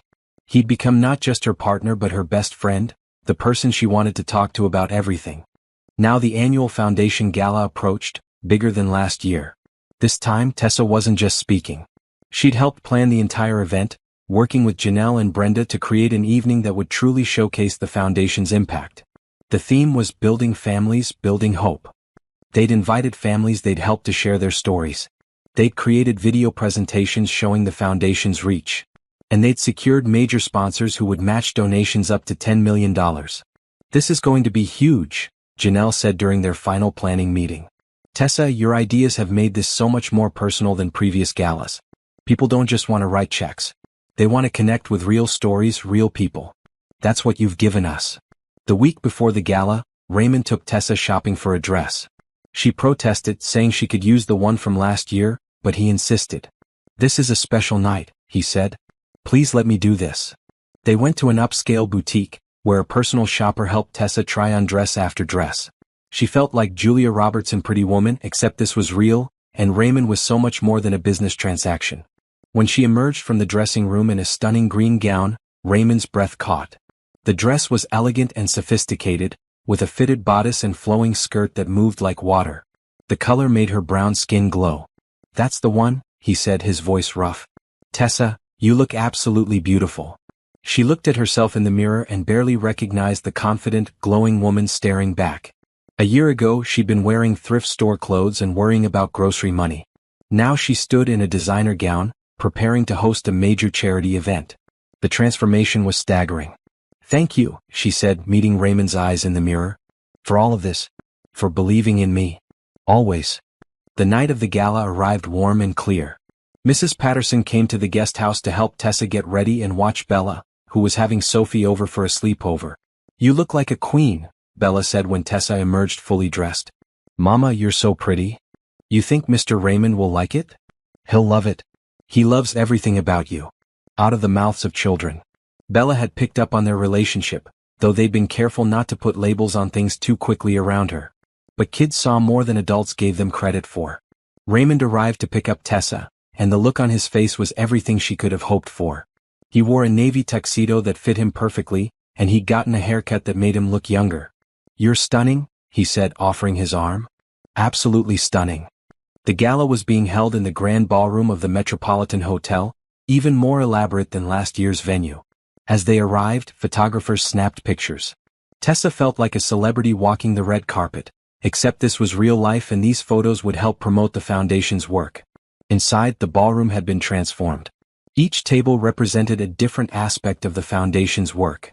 Medical assistance, housing support, job training, education programs. Families they'd helped sat at the tables, ready to share their stories with donors. Tessa worked the room with Raymond, greeting guests, introducing families, explaining programs. She felt completely in her element.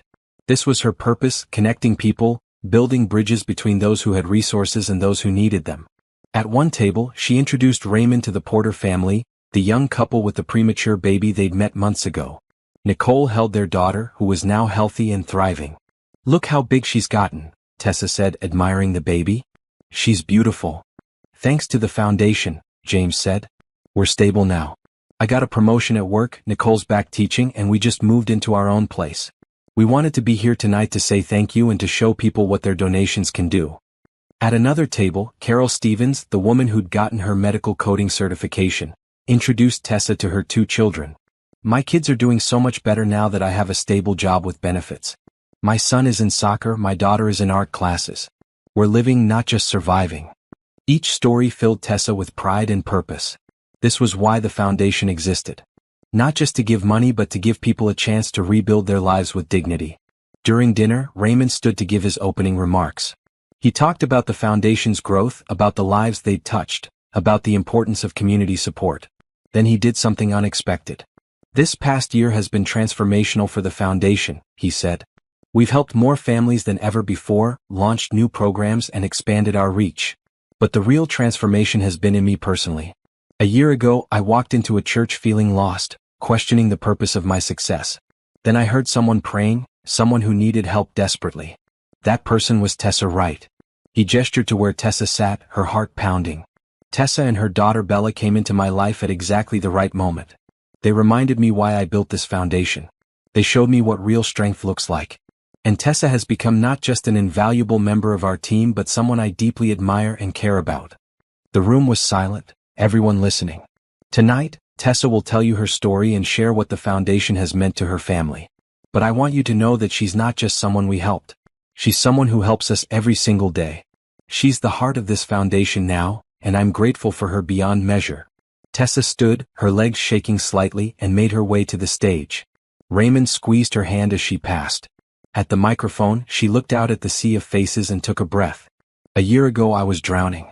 Not in water, but in bills, in fear, in the exhaustion of working 3 jobs and still not having enough to keep my daughter healthy. I went to a church to pray because I had nowhere else to turn. And Raymond heard that prayer." She told her story, but this time she added more details. She talked about the shame of not being able to provide for Bella, the terror of facing eviction, the heartbreak of choosing between medicine and food.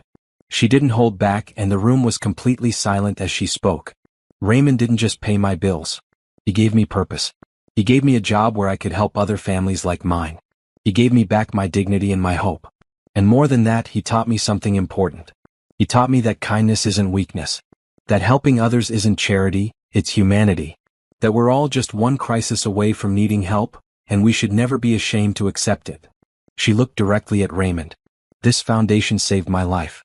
But more than that, it showed me what real love looks like. Love isn't just words or feelings. It's action. It's showing up. It's caring about someone else's struggle as much as your own. That's what Raymond does every day. That's what this foundation represents. And that's why your donations tonight matter so much. The applause was thunderous.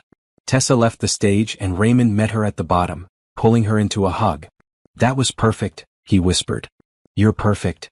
Throughout the rest of the evening, donors approached Tessa to tell her how moving her speech was. The auction raised record amounts. By the end of the night, they'd exceeded their goal, raising $12 million. This is incredible, Janelle said, looking at the final numbers. Tessa, your speech made the difference. People connected with your honesty. As the crowd thinned, Raymond led Tessa outside to the same terrace where they'd shared their first kiss a year ago. The city sparkled below them and the summer air was warm and perfect. This view never gets old, Tessa said, leaning against the railing. Neither do you. Raymond stood beside her, taking her hand.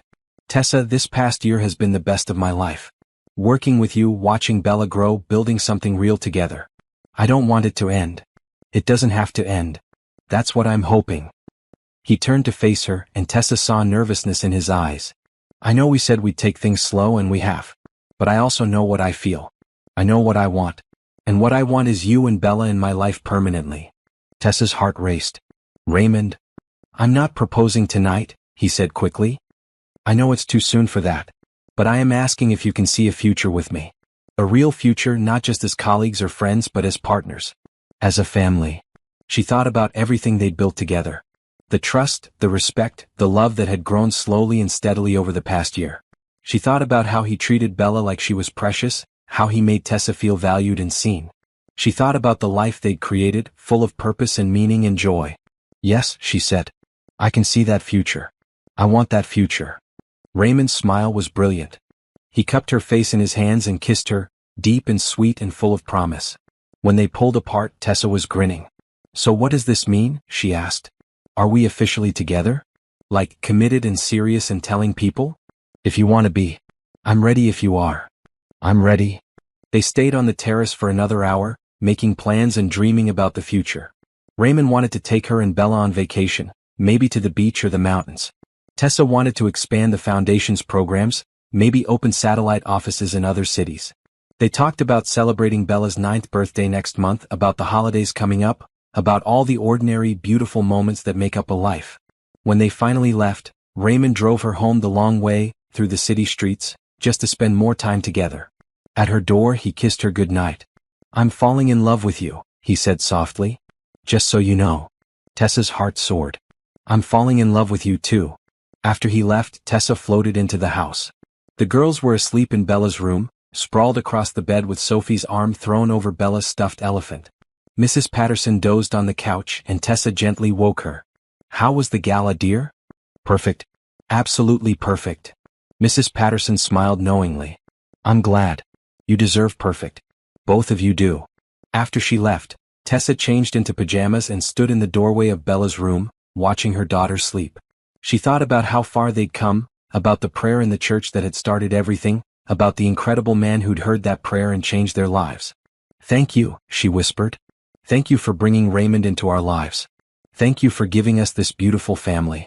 Thank you for teaching me that it's okay to accept help, to trust, to love again. She climbed into bed and for the first time in her life, Tessa felt completely, totally secure. She had a home, a job she loved, a healthy daughter and a man who loved them both. She had a family not by blood but by choice. And as she drifted off to sleep, she knew with absolute certainty that this was just the beginning. The best was yet to come. The weeks following the gala should have been perfect, but Tessa found herself wrestling with unexpected anxiety. Everything in her life was good, too good, and she kept waiting for the other shoe to drop. She'd never had this much happiness, this much security, and part of her didn't trust it to last. One morning at work, she sat in her office staring at her computer screen, unable to focus. Brenda knocked on her open door. You okay? You've been quiet lately. Tessa looked up. Can I ask you something? Do you ever feel like you don't deserve the good things in your life? Brenda came in and closed the door, sitting across from Tessa's desk. Talk to me. What's going on? Everything with Raymond is amazing. He's kind, generous, he treats Bella like gold. We're talking about a real future together. But Brenda, I can't shake this feeling that I'm not enough for him. He could have anyone. Why would he choose a single mother with no degree, no money, no connections? What if he realizes he made a mistake? Girl? Brenda shook her head. First of all, stop talking about yourself like you're nothing. You're brilliant at this job. You've transformed how this foundation operates. You connect with people in ways none of us can. That's a skill, that's a gift. But that doesn't make me equal to Raymond. He's a billionaire. He's sophisticated, educated, successful. You're a survivor. You're a fighter. You're someone who loved your daughter so much you worked 3 jobs to keep her safe. That's strength, Tessa. Real strength, not the kind that comes from privilege. Brenda leaned forward. Raymond doesn't see you as less than him. He sees you as his equal because you are. Different backgrounds, yes. But equal in what matters. Heart, character, values. What if I embarrass him? What if I say the wrong thing at some business dinner or don't know which fork to use? Then you'll learn. But honestly, I don't think Raymond cares about that stuff. He's not looking for someone who fits into his world perfectly. He's looking for someone real. Someone genuine. That's you. Tessa wiped her eyes. I'm scared, Brenda. Really scared. I'm falling in love with him, and if this doesn't work out, if he changes his mind, it'll destroy me. And worse, it'll hurt Bella. She loves him too. I know you're scared. But Tessa, you can't let fear keep you from accepting love. Real love, the kind Raymond's offering, that's rare. Don't push it away because you're afraid of being hurt. That evening, Tessa talked to Rosa during their weekly coffee date. They sat at an outdoor cafe, watching people walk by in the late summer sunshine. I'm sabotaging myself, Tessa admitted. I keep looking for reasons why this won't work instead of just accepting that it is working. Rosa stirred her iced coffee thoughtfully. That's trauma talking. When you've been hurt, when you've struggled alone for so long, it's hard to trust happiness. But honey, you deserve this. You deserve Raymond, deserve security, deserve love. Stop waiting for it to be taken away and start enjoying what you have. How do I do that? By being honest with Raymond about your fears. By letting him reassure you. By choosing to trust him even when your past tells you not to trust anyone. Rosa reached across the table and squeezed her hand. Love is always a risk. But the alternative is being alone and safe but lonely. Which do you really want? That night, after Bella went to bed, Tessa called Raymond. They'd planned to see each other the next day, but she couldn't wait. Can you come over? I need to talk to you about something. He arrived 20 minutes later, concern on his face. What's wrong? They sat on the porch and Tessa took a deep breath. I need to be honest with you about something. I'm scared. Really scared. About us, about our future, about not being enough for you. Tessa? Please let me finish. You're this successful, amazing man who could have anyone. Beautiful women with degrees and connections and sophistication. And I'm a single mother who used to clean offices at night to make ends meet. Part of me keeps thinking you're going to wake up one day and realize you settled. That you could do so much better. Raymond was quiet for a moment, then he took her hands. Can I tell you what I see when I look at you? I see someone who fought for her daughter with everything she had. I see someone who never gave up, never stopped trying even when the odds were impossible. I see someone who walks into a room of strangers and makes them feel heard and valued. I see someone who's transformed our foundation's entire approach to helping people. He moved closer. Tessa, I don't want someone who fits perfectly into my world. My world was empty before you. I don't want sophistication or connections or whatever else you think I need. I want you. Your strength, your kindness, your laugh, the way you love Bella so fiercely. That's what I fell in love with. You love me? Tessa's voice was barely a whisper. I love you. I've been in love with you for months. I was just waiting for the right moment to say it. He cupped her face gently. And I need you to hear this. You're not settling for me. I'm not settling for you. We're choosing each other. That's what love is. A choice we make every day. Tears streamed down Tessa's face. I love you too. So much. That's why I'm so scared of losing you. You're not going to lose me. But Tessa, we need to work on this together. Your fear, your feelings of not being enough. I can reassure you, but you also have to choose to believe me. You have to trust that I mean what I say. I want to. I do. It's just hard. I know. But we'll work through it together. That's what partners do. He wiped her tears with his thumbs. Tell me what you need from me. How can I help you feel secure? They talked for hours, really talked. Tessa explained her fears in detail, and Raymond listened without judgment. He shared his own insecurities about being seen only for his money, about worrying that people in his life weren't genuine. They were both vulnerable and honest in ways that deepened their connection. What if we made this more official? Raymond suggested. Not engaged yet, but officially together. We tell people we don't hide our relationship, we make it clear we're committed to each other. What about work? Won't that be complicated? We'll be professional at the office like we have been. But outside of work, we're a couple. A real couple building a life together. He paused. And Tessa, I want to talk to Bella about this. Get her blessing, let her know my intentions. She's part of this relationship too. The next evening, Raymond came for dinner with a special purpose.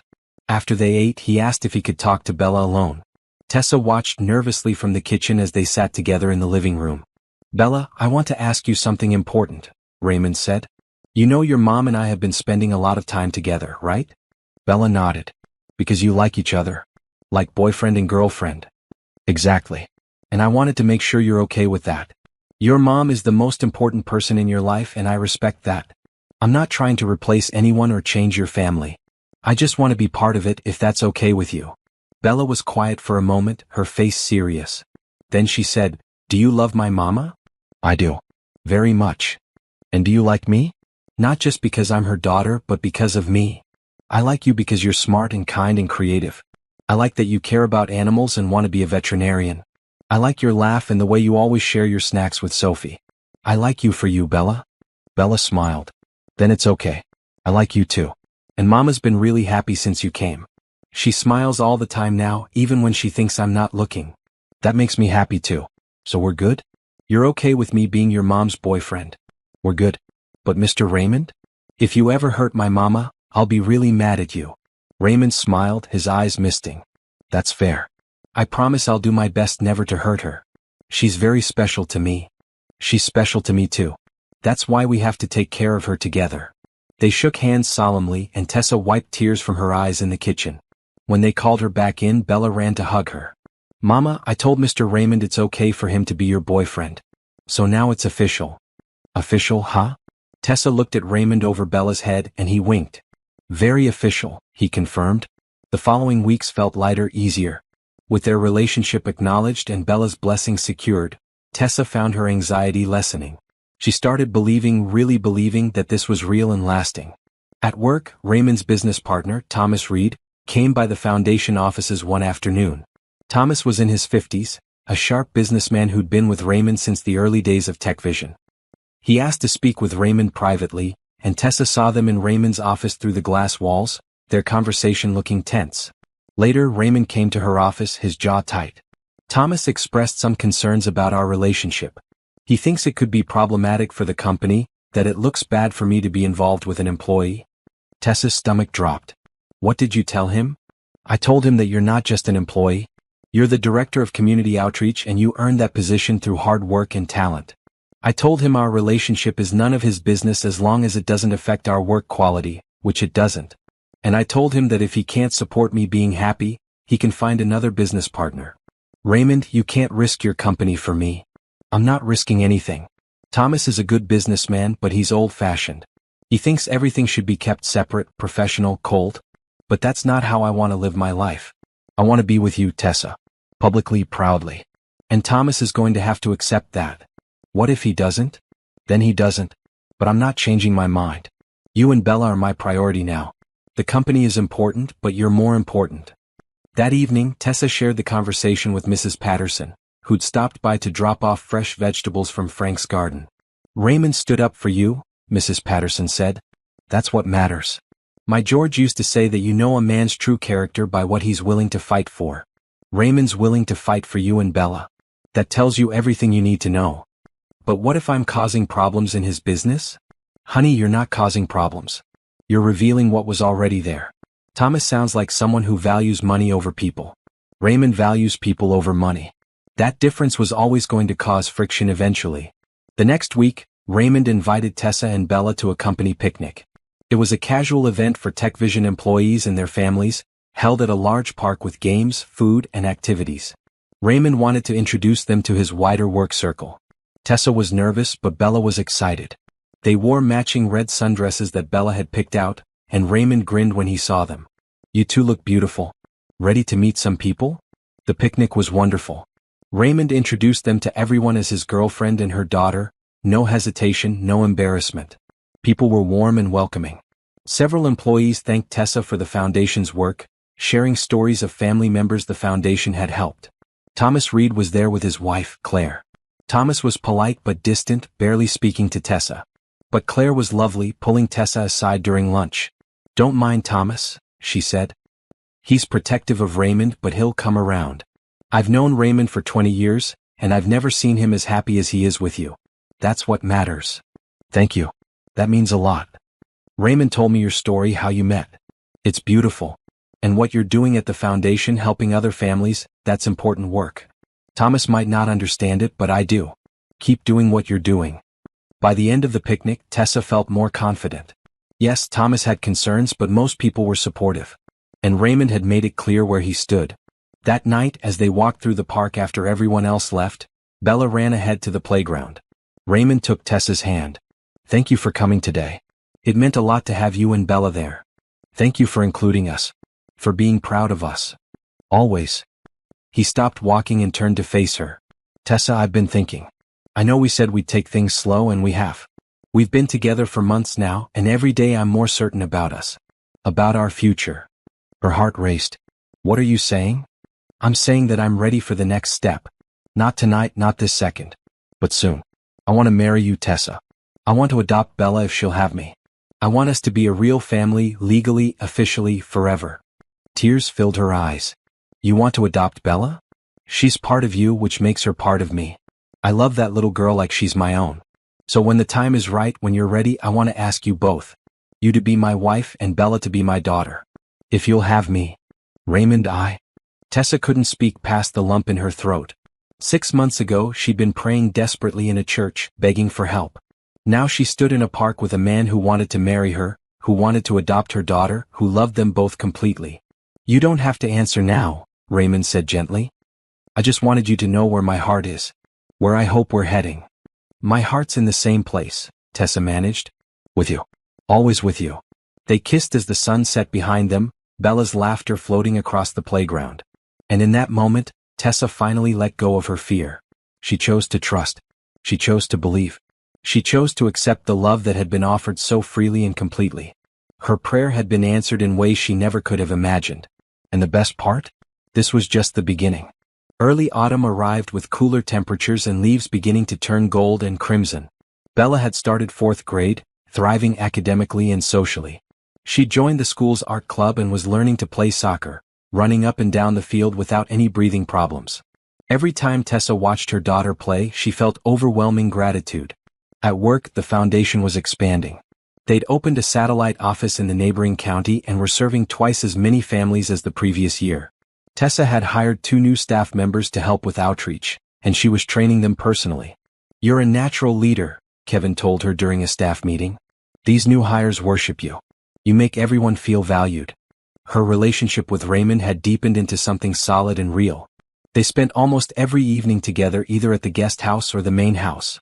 Mrs. Patterson had started referring to them as the family, and it felt right. Natural. One Saturday morning in late September, Raymond picked up Tessa and Bella for what he said would be a surprise day trip. He'd been mysterious all week, refusing to give details. "Where are we going?" Bella asked for the 10th time as they drove out of the city. "You'll see," Raymond said, smiling. They drove for about an hour, through countryside that grew increasingly beautiful. Rolling hills, farms, horses grazing in fields. Finally, Raymond turned down a long driveway that led to a stunning property. A large house sat on several acres with a barn, gardens, and what looked like pastures. "What is this place?" Tessa asked. "Come see." He led them on a tour of the property. The house was beautiful but not ostentatious, with large windows that let in natural light and a kitchen that opened to a family room with a fireplace. Upstairs were 5 bedrooms, including one that would be perfect for Bella. Outside, the barn had been converted into an art studio on one side and a home office on the other. The pastures were empty but clearly maintained. "Raymond, whose property is this?" Tessa asked. "It could be ours. If you want it." He took her hands. "I know the guest house has been great, but I've been thinking about the future. About us building a real life together. This place came on the market last month and I couldn't stop thinking about it. Can you picture us here? Bella having space to run and play, maybe getting that dog she's been asking for. You having room for a real garden. All of us having space to grow. Bella ran up, breathless with excitement. Mama, there's a treehouse in the back. And the barn is so cool. Can we really live here? Baby, Mr. Raymond and I need to talk about this. Actually, Raymond knelt down to Bella's level. I wanted to ask you something first, if that's okay with your mom. He pulled a small box from his pocket and Tessa's breath caught. But when he opened it, there were 2 rings inside. One was a beautiful engagement ring with a single diamond. The other was a smaller ring, clearly meant for a child. Bella, Raymond said, his voice shaking slightly. I love your mom very much and I love you very much. You two are my family and I want to make that official. So I'm asking both of you. Tessa, will you marry me? And Bella, will you let me adopt you? Will you both be my family legally and forever? Bella's eyes went huge. She looked at Tessa, who had tears streaming down her face. Mama, can I say yes? Please, can I say yes? Tessa knelt beside Raymond, pulling Bella into a hug. Yes. Yes to all of it. The marriage, the adoption, this house, all of it. Yes. Really? Bella bounced up and down. Really, really? Really, really, Tessa confirmed, laughing through her tears. Raymond slid the engagement ring on Tessa's finger, then slipped the smaller ring on Bella's finger. This is a promise ring, he told Bella. It means I promise to love you and your mom forever. To be there for you, to take care of you, to be the best father I can be. Bella threw her arms around his neck. I always wanted a dad. And you're the best one I could have imagined. Raymond hugged her tight, and over Bella's shoulder he met Tessa's eyes. The love there, the commitment, the certainty, it took her breath away. They spent the rest of the day exploring the property, making plans, dreaming about their future. Bella claimed the bedroom with the window seat, already planning how she'd decorate it. They walked the trails through the trees, sat by the pond, imagined where they'd plant a vegetable garden. When can we move in? Bella asked. Well, I need to buy it first, Raymond said, laughing. But if your mom agrees, maybe by Christmas? We could have our first Christmas here as a family. I agree, Tessa said. Absolutely, I agree. On the drive home, Bella fell asleep in the back seat, exhausted from excitement and running around the property. Raymond reached over and took Tessa's hand. Are you happy? Really happy? I'm more than happy. I don't even have words for what I am. She looked at the ring on her finger, simple but beautiful. Raymond, you didn't have to buy a whole house. I wanted to. I want to give you and Bella everything you deserve. A real home, stability, space to grow. And honestly, I wanted to. I want to wake up with you every morning, have breakfast with Bella, come home to you both every night. The guest house was great for starting out, but this, a place that's ours together, that's what I want. What about your house? The main house. I'll keep it for now, maybe use it for the foundation's events or guest housing. But this new place, this is where I want to build our life. That evening they told Mrs. Patterson the news. She cried happy tears and hugged them all. George would have been so thrilled. He always said Raymond needed a family. Now he has one. Over the next few days they told the rest of their circle. Brenda screamed with excitement and immediately started planning an engagement party. Rosa cried and said she'd known from the beginning they were meant to be together. Janelle organized a celebration at the foundation office with cake and champagne. Even Thomas Reed, Raymond's business partner, seemed to soften. He pulled Raymond aside at the office celebration. I owe you an apology. And I owe Tessa one too. I was wrong to question your relationship. Seeing you this happy, seeing how good she is for you and for the company, I was wrong. I'm sorry. Thank you, Thomas. That means a lot. For what it's worth, I think you're making the right choice. She's special. Hold on to that. The weeks flew by in a flurry of planning. They set a wedding date for December, a small ceremony in the same church where they'd first met. They started the adoption process for Bella, which would be finalized after the wedding. They closed on the new house in October and began the process of making it their home. Bella threw herself into decorating her new room, choosing purple walls and filling the bookshelves with her growing collection of animal books. Tessa and Raymond spent weekends furniture shopping, picking out pieces together, building their home bit by bit. One Saturday afternoon, as they assembled a bookshelf in the living room, Tessa sat back and looked around. Sunlight streamed through the windows. Bella's laughter echoed from upstairs where she was playing with Sophie, who'd come over for the afternoon. Raymond was focused on the instructions, his tongue between his teeth in concentration. This was her life now. This beautiful, peaceful, love-filled life. And she'd stopped waiting for it to disappear. She'd chosen to believe it was real, that she deserved it, that it would last. What are you thinking about? Raymond asked, noticing her staring. How grateful I am. How lucky we are. Not lucky. Blessed. He put down the screwdriver and pulled her close. We found each other when we both needed it most. That's not luck. That's grace. In November they held an engagement party at the new house, even though they weren't fully moved in yet. They invited everyone who'd been part of their journey.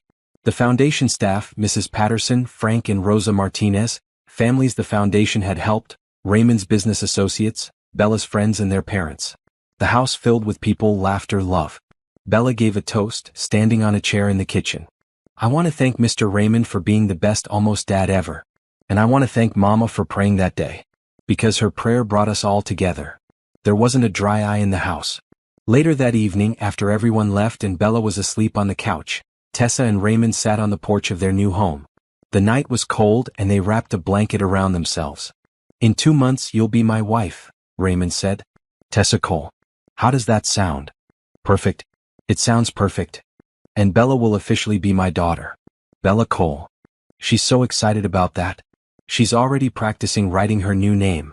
Raymond was quiet for a moment. You know what the best part is? Not the wedding or the house or any of the external things. It's knowing that I get to spend the rest of my life with you. That I get to watch Bella grow up. That I get to be part of your family. You're not part of our family. You are our family.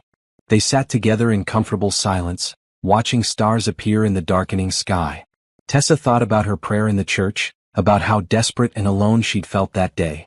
She thought about Raymond sitting in the back pew, hearing her words, choosing to help. Do you ever think about that day in the church? She asked. About what made you stay and listen instead of leaving? All the time. I think something bigger than us was at work that day. Call it God, call it fate, call it the universe. But I was meant to hear your prayer. We were meant to find each other. I believe that too. Because nothing else makes sense. The timing, the circumstances, the way everything fell into place. It was meant to be. It was meant to be, Raymond agreed, pulling her closer. And I'll be grateful for it every day for the rest of my life. As November turned into December, the wedding preparations intensified. Tessa chose a simple white dress, elegant but not ostentatious. Bella would be her flower girl, wearing a red dress she'd picked out herself. The ceremony would be small, just close friends and family in the church where their story began. The week before the wedding, Dr. Morrison did a final checkup on Bella before signing off on some forms for the adoption. She's completely healthy, the doctor reported. No signs of asthma complications, lung function is perfect. Whatever you're doing, keep doing it. She's happy, Tessa said simply. She has stability, love, security. Turns out that's good medicine. The best medicine, Dr. Morrison agreed. The night before the wedding, Tessa couldn't sleep. She walked through the new house, now fully furnished and decorated, touching furniture, looking at pictures they'd already hung on the walls. This was real. This was happening. Tomorrow she'd marry Raymond and they'd officially become a family. She found Bella awake too, sitting in her window seat and looking out at the moonlit yard. Can't sleep either? Tessa asked, sitting beside her. I'm too excited. Mama, tomorrow Mr. Raymond becomes my real dad. He does. Are you happy about that? So happy. I used to pray for a dad, you know, when I was little. I'd ask God to send me a dad who would love us and stay with us. And he did. He sent Mr. Raymond. Tessa hugged her daughter close. You're right. He did. Do you think I should call him Dad now? Instead of Mr. Raymond? I think he'd love that. But you should ask him. Make sure he's comfortable with it. I will. Tomorrow, after we're all officially family. They sat together in the window seat, watching the moon, mother and daughter, grateful and loved and safe. And across the property in the main house, Raymond sat awake too, thinking about the family he was gaining, the life he was beginning, the answered prayer that had changed everything. Tomorrow couldn't come fast enough. December arrived with the first real cold snap of winter, but the chill only made the upcoming wedding feel more magical. Snow dusted the ground on the morning of the ceremony, turning everything white and pristine. Tessa woke in the guest house one last time. Tomorrow she'd wake up as Mrs. Raymond Cole in their new house. Today was the bridge between her old life and her new one, and she wanted to savor every moment. Mrs. Patterson arrived early to help her get ready, bringing fresh flowers for her hair and the pearl necklace she'd worn at her own wedding. Something borrowed, she said, fastening it around Tessa's neck. George gave me this 50 years ago. It's seen a lifetime of love, and now it'll be part of your special day. Rosa came with Sophie, both dressed in beautiful dresses ready for the ceremony. Let me do your makeup, Rosa insisted. I used to work at a makeup counter in college. Trust me. Bella wore her red dress and could barely contain her excitement. She twirled in front of the mirror, her flower girl basket already filled with rose petals. Mama, you look like a princess. Tessa looked at herself in the full-length mirror. The simple white dress fit perfectly, elegant and timeless. Her hair was styled in soft curls with small white flowers woven through. The pearl necklace added the perfect touch. She looked happy, radiant, loved. I can't believe this is happening, she whispered. Believe it, honey, Mrs. Patterson said. You deserve every bit of this happiness. At the church, Raymond waited nervously with Thomas Reed, who'd agreed to be his best man despite their earlier friction. The small sanctuary was decorated with white flowers and candles, intimate and beautiful. You ready for this? Thomas asked. I've never been more ready for anything in my life. The ceremony began at 2 o'clock. Sophie walked down the aisle first as a junior bridesmaid, followed by Bella scattering rose petals with careful concentration. Then Brenda, Tessa's maid of honor, in a beautiful blue dress. Finally, Tessa appeared at the back of the church. She'd chosen to walk herself down the aisle, a symbol of how far she'd come on her own before finding Raymond. But as she walked, she saw all the faces of people who'd supported them. Mrs. Patterson dabbing her eyes. Kevin and Lisa from the foundation beaming. The Porter family with their healthy baby. Carol Stevens with her children. Rosa and Frank Martinez. Dr. Morrison. Janelle and the rest of the foundation staff. And at the front, Raymond, watching her with such love in his eyes that she almost forgot to breathe. The pastor who'd agreed to marry them smiled warmly. Dearly beloved, we gather here today to witness the union of Raymond and Tessa, and to celebrate the formation of their family. This is a special ceremony, as we're not just joining two people in marriage but officially welcoming Bella into this family bond. The ceremony was simple but meaningful. Raymond and Tessa exchanged vows they'd written themselves. Tessa, Raymond said, his voice strong despite his emotion. A year and a half ago I walked into this church feeling lost. Then I heard you pray and everything changed. You showed me what real strength looks like. You taught me that success means nothing without people to share it with. You and Bella gave my life meaning and purpose. Today I promise to love you unconditionally, to support you in all things, to be your partner, your friend, and your husband. I promise to love Bella as my own daughter, to guide her and protect her and help her become the amazing woman I know she'll be. I promise to build a life with you both based on love, respect, and kindness. This I vow for all my days. Tessa's hands shook as she read her vows. Raymond, when I prayed in this church I asked God for help. I never imagined He'd send someone like you. You didn't just help me financially. You saw me as a person, valued my ideas, believed in my potential. You treated Bella like she was precious from the very first day. You gave us not just security but dignity and hope. Today I promise to love you with all my heart, to support your dreams, to be your partner in all things. I promise to keep showing you what family means, to fill your life with the same love you've given us. I promise to choose you every day for the rest of our lives. This I vow forever. They exchanged rings, simple bands that matched perfectly. Then the pastor called Bella forward. Bella, please join your parents. Bella walked up and Raymond knelt to her level. Bella, today I'm marrying your mom, but I'm also making a promise to you. I promise to be the best father I can be. To support you, guide you, protect you, and love you unconditionally. You're my daughter now in my heart and soon legally. Will you accept me as your dad? Bella nodded, tears streaming down her face. Yes, I will. And can I call you Dad now? I'd be honored. Then I promise to be a good daughter. To listen and learn and make you proud. I promise to love you and Mama forever. She threw her arms around his neck. I love you, Dad. There wasn't a dry eye in the church. Even Thomas was wiping his face with his handkerchief. The pastor smiled through his own tears. By the power vested in me, I now pronounce you husband and wife, and I declare you officially a family. Raymond, you may kiss your bride.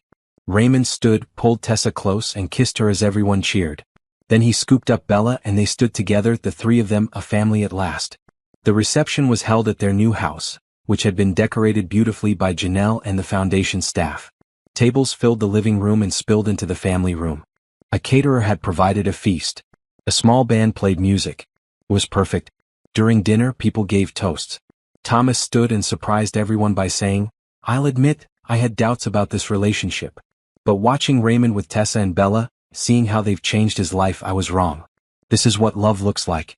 Congratulations to all three of you. Brenda gave a toast that made everyone laugh and cry. I've known Tessa for over a year now, and I've watched her transform from someone beaten down by life into someone who stands tall and confident. That's partly because of Raymond's support, but mostly because Tessa chose to believe she deserved good things. She chose to trust, to love, to take a chance. And now she's gotten everything she deserves and more. To Tessa and Raymond and Bella, may your love continue to grow stronger every day. Mrs. Patterson gave the final toast. My late husband George believed that the purpose of life is to help others. Raymond learned that lesson well. But what Raymond didn't know until he met Tessa is that helping others helps us too. Tessa and Bella saved Raymond as much as he saved them. They reminded him what matters. Family, love, connection. These three people were meant to find each other. I'm so grateful I've gotten to witness their journey. To the Cole family. To the Cole family, everyone echoed. After dinner, Raymond and Tessa had their first dance to a sweet, simple song about love and family. Then Raymond danced with Bella, holding her feet on his as they swayed to the music. Tessa watched them, her heart so full she thought it might burst. Later, as the party wound down and guests began to leave, Tessa stood on the porch of their new home, watching snow fall softly in the December darkness. Raymond came up behind her, wrapping his arms around her waist. Hello, Mrs. Cole. Hello, Mr. Cole. How does it feel? Like coming home. Like everything finally makes sense. She turned in his arms. Thank you. For hearing my prayer, for caring, for loving us. Thank you for letting me. For trusting me with your heart and your daughter. For building this family with me. Bella appeared in the doorway, still in her red dress, holding her stuffed elephant. Can we have hot chocolate? As a family? Absolutely, Raymond said, scooping her up. Let's go make hot chocolate. They went inside, and Tessa took one last look at the snowy night before following. Through the window, she could see Raymond and Bella in the kitchen, laughing as they searched for mugs. This was her life now. This beautiful, love-filled, secure life. 6 months later, the adoption was finalized. Bella became Bella Cole officially, and they celebrated with a party even bigger than the wedding. She proudly showed everyone her new birth certificate with Raymond listed as her father. The foundation continued to grow under Tessa's leadership. They helped hundreds of families that year, and Tessa trained volunteers to replicate their model in other cities. She gave speeches at conferences, sharing her story and inspiring others to approach charity with dignity and respect. Raymond scaled back his hours at TechVision to spend more time with his family. They had dinner together every night, took family vacations, made memories. He taught Bella how to ride a bike and helped her with her science fair project. He coached her soccer team and sat through countless school concerts and art shows. They got the dog Bella had wanted, a golden retriever puppy they named Chance. They started a vegetable garden that became Bella's special project. They hosted monthly dinners for foundation families, turning their home into a gathering place for people building new lives. One evening, almost 2 years after that prayer in the church, Tessa and Raymond sat on their porch watching Bella play with Chance in the yard. The dog barked happily as Bella threw a ball, both of them running through the grass in the golden late summer light. Do you ever think about how different life could have been? Tessa asked. If you hadn't been in that church that day? If you'd left before hearing my prayer? Sometimes. But honestly, I think we would have found each other somehow. Maybe not that day, but eventually. Some connections are meant to happen. I believe that too. Tessa leaned against him, content. You know what the best part is? We're not just living a happy ending. We're living a happy beginning. Every day is a new start, a new chance to love each other and Bella and build this life together. A happy beginning, Raymond repeated. I like that. Bella ran up to the porch, breathless and glowing. Dad, can we have a barbecue tomorrow? And invite Sophie's family and Mrs. Patterson? Sure, sweetheart. That sounds perfect. She ran off again, Chance barking at her heels, and Tessa smiled. This was her family. Her home. Her life. Built from a desperate prayer and a stranger's kindness, grown into something more beautiful than she'd ever imagined possible. I love you, she said to Raymond. I love you too. Always. As the sun set over their property, painting the sky in shades of gold and pink, the Cole family remained on the porch. 3 people who'd found each other when they needed it most, who'd built a family based on love and trust and showing up every day. Tessa thought about her prayer that day in the church, about how she'd begged for help in any form. She'd gotten so much more than help. She'd gotten a partner, a home, security, purpose, and love beyond measure. And as Bella's laughter rang out across the yard, as Raymond's hand found hers, as their dog barked happily in the evening light, Tessa knew with absolute certainty that prayers are always answered. Sometimes they're answered with exactly what we ask for. Sometimes they're answered with something even better. Hers had been answered with everything she'd never dared to dream of. And every single day she was grateful.